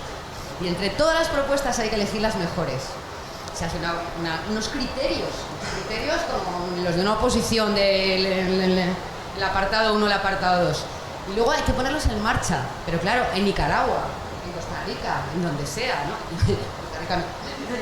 Bien, entonces, esa, digamos, rigidez de que tú tienes dinero público y tienes que justificar y garantizar que se está haciendo lo que se está haciendo, junto con la flexibilidad que exige la cooperación. Claro, yo por ejemplo, entonces eso es nuestro juego, entonces por eso somos más ONGeras que funcionarias, porque entendemos qué pasa, pero es difícil, porque tenemos que intentar eso, que no nos digan, porque a mí me dicen, no, yo doy a la ONG del cura de mi pueblo que ha montado unas ovejas en Marruecos, porque es que estas grandes, estos en qué gastar el dinero, porque hay muchos señores ahí que hablan muy bien, ¿dónde están? Entonces, claro, no, y tú dices, no, pero ¿cómo dais la pasta? Lo dicen. Mis amigos, yo no tengo a nadie de cooperación más que yo, ¿no? Pero ¿en qué se va el dinero? Entonces decir, no, esto está súper reglado porque eso está tal, porque fíjate el impacto, porque luego hacemos un seguimiento. Entonces, estás como intentando que la sociedad vea, por eso lo he preguntado, claro.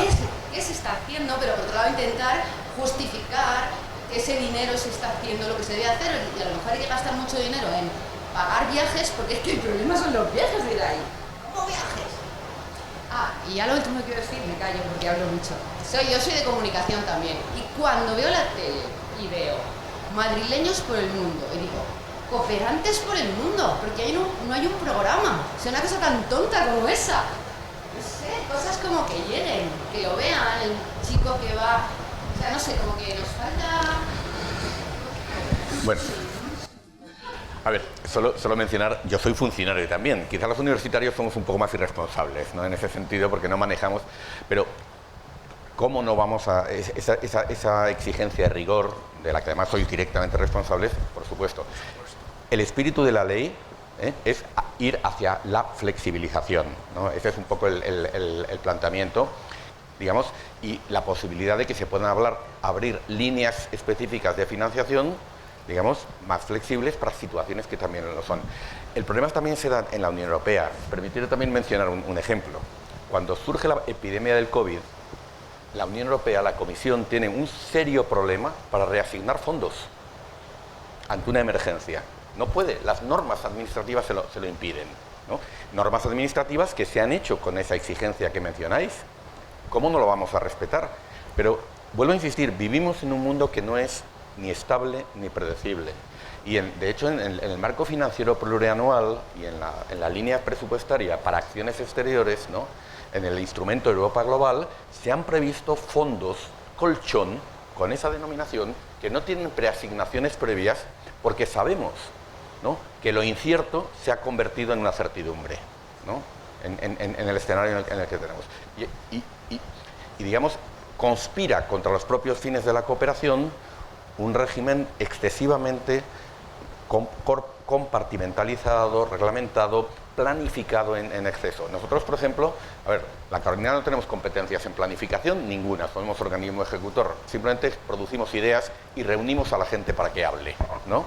Pero de cara al plan director hemos propuesto que, como espejo de lo que tiene la Unión Europea, en las previsiones presupuestarias haya una previsión para lo imprevisto, porque va a venir, y no es estrictamente humanitaria, porque ahí ya sabemos que por definición lo es, ¿no? Es que hay crisis sociopolíticas que no son estrictamente humanitarias, ante la que no puedes encontrarte de repente diciendo, las normas me impiden actuar.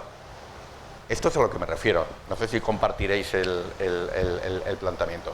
Antes había un instrumento que era tan flexible que se convirtió efectivamente en una herramienta de arbitrariedad, en fin, pues que no tenía muchos problemas. Pero la solución fue pasarnos por el lado contrario, ¿no? Entonces, una agencia, en mi opinión, ¿no?, yo llevo también muchos años de esto, pero desde otra perspectiva, la de un profe. Pero una agencia de cooperación yo creo que tiene que tener, en su relación con otros socios, tiene que tener más flexibilidad para responder ante escenarios que no son previsibles. Claro. Sí, pero fíjate, nos estamos encontrando, si me permitís, el Parlamento aprobó al presupuesto de la agencia un presupuesto extra para un programa de defensores de derechos humanos y defensores de los territorios. Bienvenido sea, porque no había un instrumento para eso, y en América Latina no lo había, ¿no?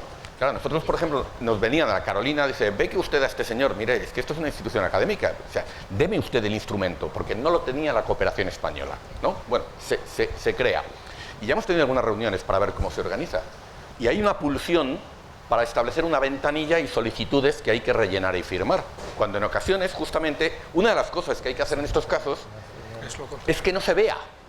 Porque pones en peligro a la persona. Entonces, vaya solicitudes. Y porque, claro, vaya usted al departamento, literalmente, y hemos tenido en una reunión, y estoy hablando, no voy a decir nombres, pero he tenido que explicar, yo como profe, diciendo, vamos a ver que estamos hablando de protección de personas amenazadas de muerte en su país, y que por lo tanto una de las características que tiene que tener el programa es que no se las vea.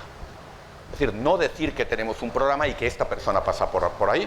O sea, pero quizás, yo simplemente lo atribuyo a algo muy sencillo, y es que son las inercias, ¿no? Es decir, hubo un periodo en el que América Latina, que es nuestra región, estaba llena de dictaduras. Hubo un periodo en el que en España los propios partidos políticos tenían la experiencia cercana de la clandestinidad, de cómo se vive bajo una dictadura, y se nos ha olvidado. Y seguimos todavía pensando que esto del desarrollo y del humanitario se lleva a cabo en circunstancias años 90, fin de la historia de Fukuyama, de oleada democrática y de apertura de los países. Asumámoslo, eso se ha terminado y como se ha dicho varias veces por activa y por pasiva en este curso, estamos en un periodo de retroceso democrático, de cierre de espacios, de violaciones crecientes de los derechos humanos, y eso es algo que la cooperación al desarrollo tiene que asumir, y la acción humanitaria. Y tiene que hacerlo de una manera, ¿no?, digamos, diferente a lo que es una programación estable, ordenada, de procesos predecibles, ¿no?, de dinámicas socioeconómicas y políticas más o menos predecibles. Bueno, y tenemos que terminar aquí. Pido una ovación para la...